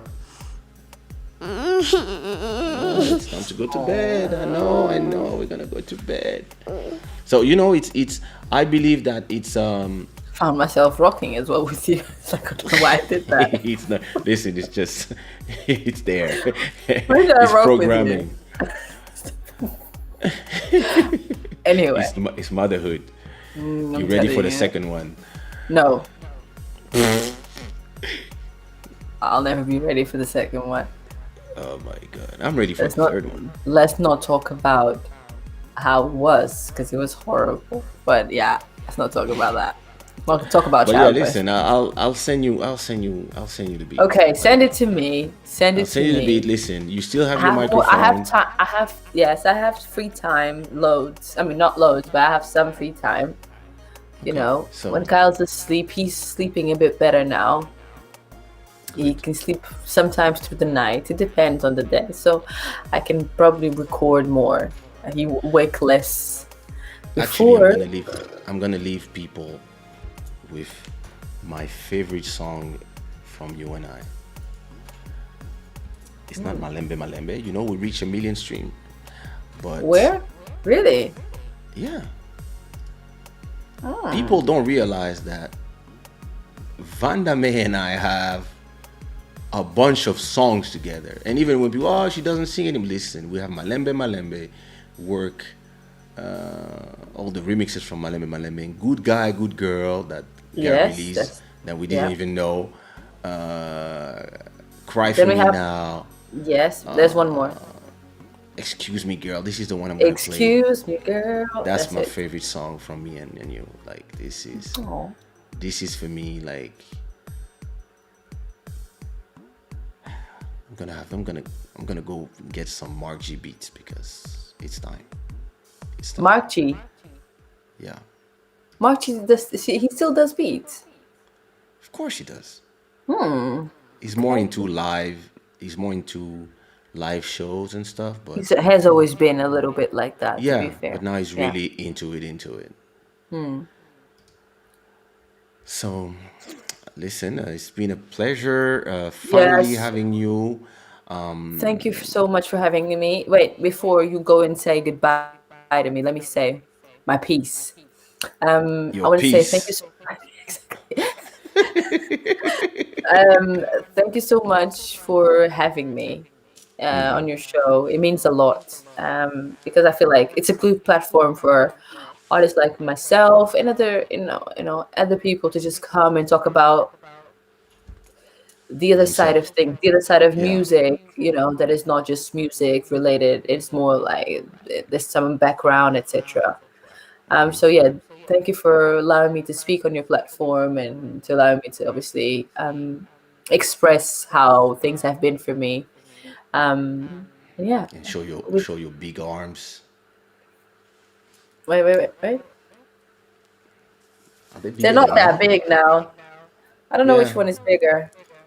Uh, I Don't think know. I still. I don't know. Okay. Maybe yours is a When I, bit bigger. I'm not trying to have arms like you anyway. To be fair, I'm bulking because it's winter, so I'm noise lean now. But okay. yeah.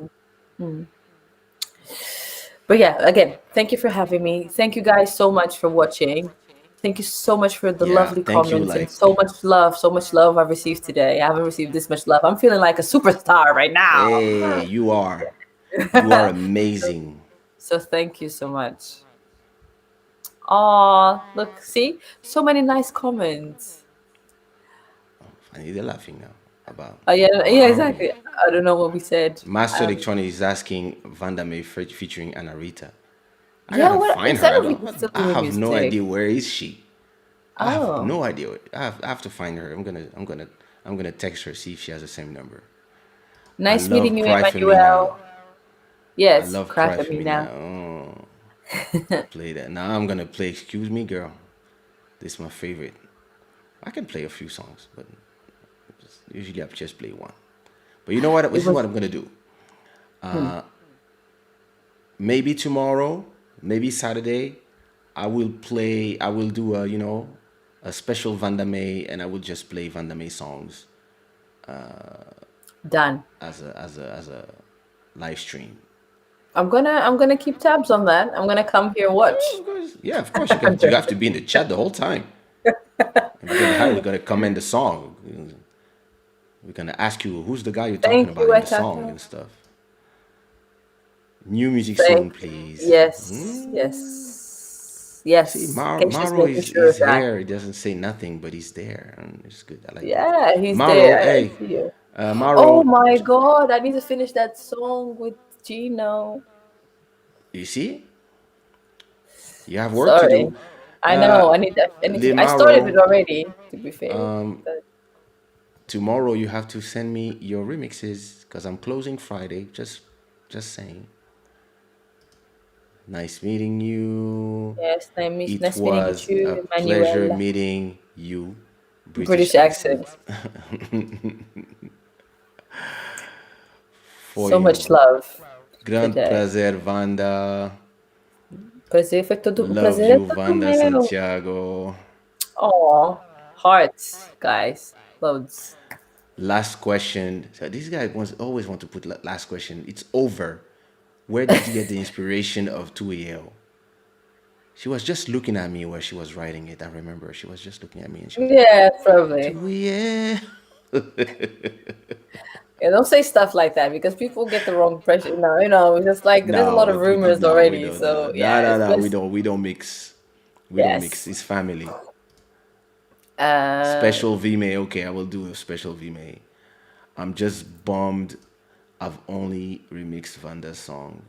I need original material with you. Bro, that is send true. beats. Yes. Send Yes. beats. Listen, guys, don't worry. I know my girl. Listen, this is the thing. When sometimes Kaysha, he's been the times when I release new things is because Kaysha has been on to me.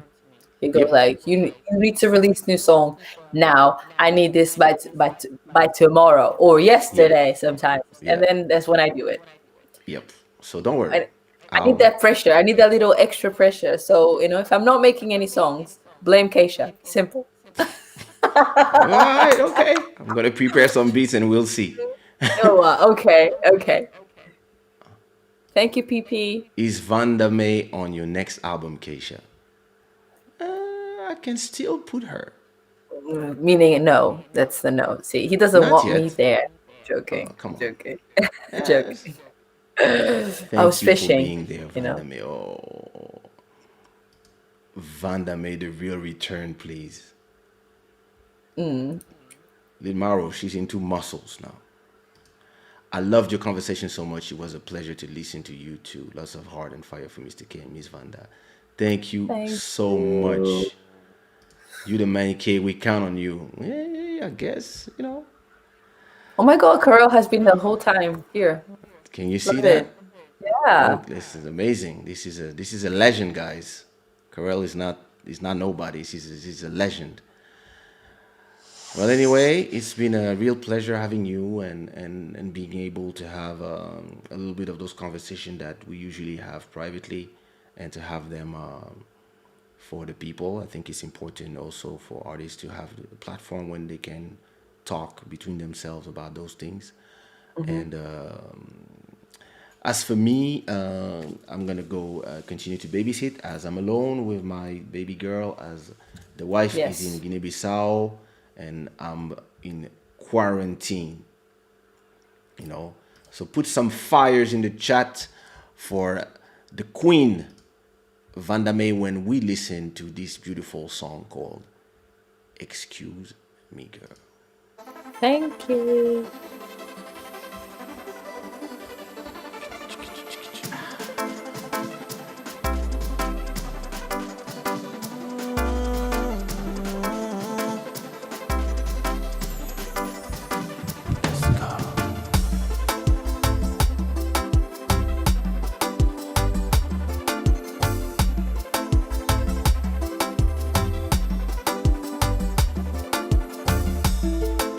Excuse me, pretty lady. I'm not from around the way. I'm looking for a partner to dance the night away. I know you heard this a million times, so let me be a million and one. Can I invite you to the dance floor before I get to know you? Excuse me, girl. Excuse me, girl. I just wanna know your name, while we dance this kiss on by. Excuse me, girl. Excuse me, girl. I just wanna know your name, while we dance this kiss on by. I know I'm not the kind of girl you used to. I know I'm different from the rest, so if you want to know my name, you gotta prove you're worth it. Let's dance till you can take no more, and maybe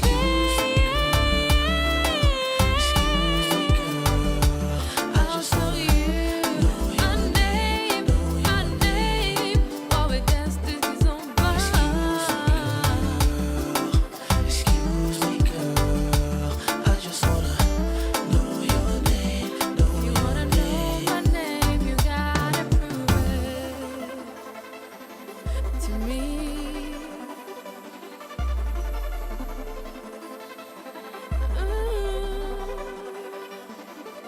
Hey. This for me, baby. This is your best song.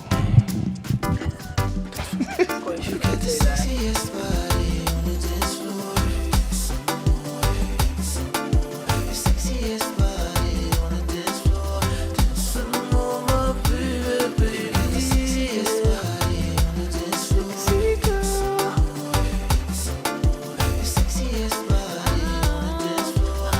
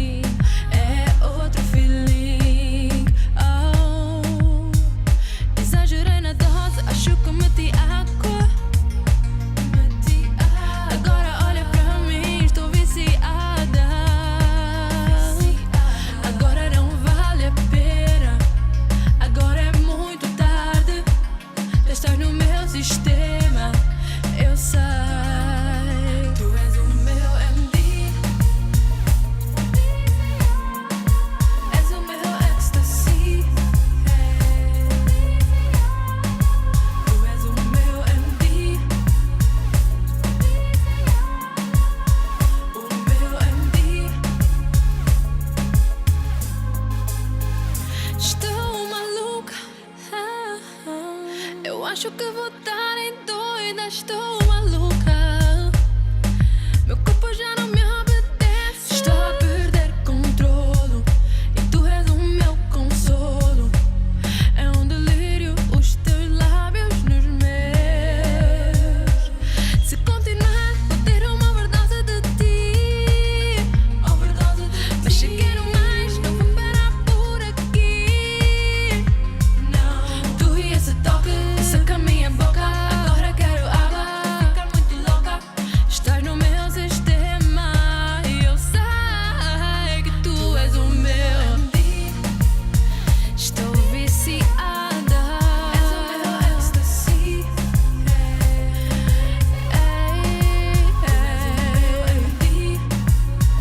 Completamente viciada.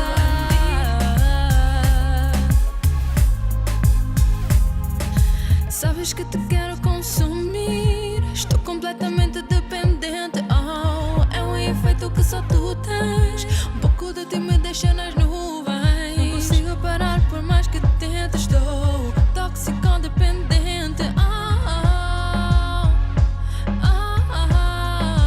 Tu és o meu. Tu és o meu. Tu és o meu. MD, MD. Tu és o meu MD. Oh, estás completamente viciada. Oh, oh, oh,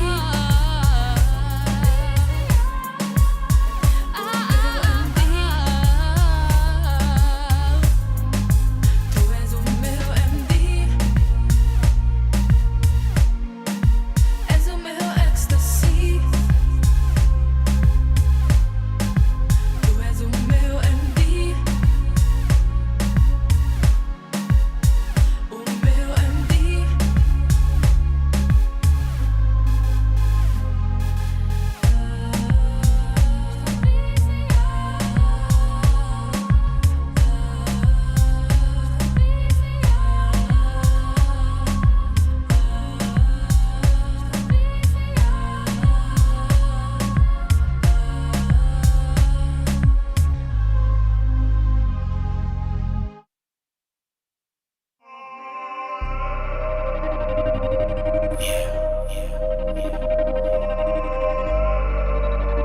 Vanda May, Sushiraw,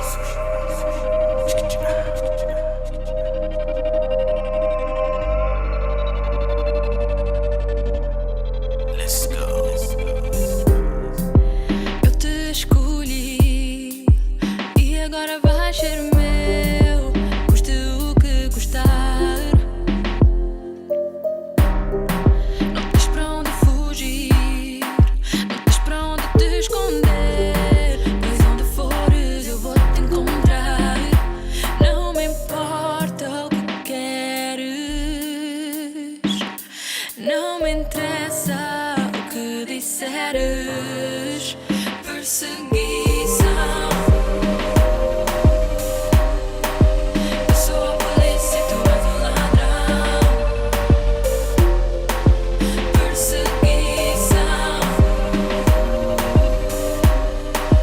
Eu vou te ter na minha mão. Chega de fugir, chega de blá blá blá. Eu quero te seduzir, tu só queres empatar. Moço, eu sei que não é cego, por isso olha bem pra este corpo. Olha bem, não me interessa o que queres. Não me importa o que disseres. Perseguição. Eu sou a polícia e tu és o ladrão. Oh, perseguição. Eu vou te ter na minha mão. Oh.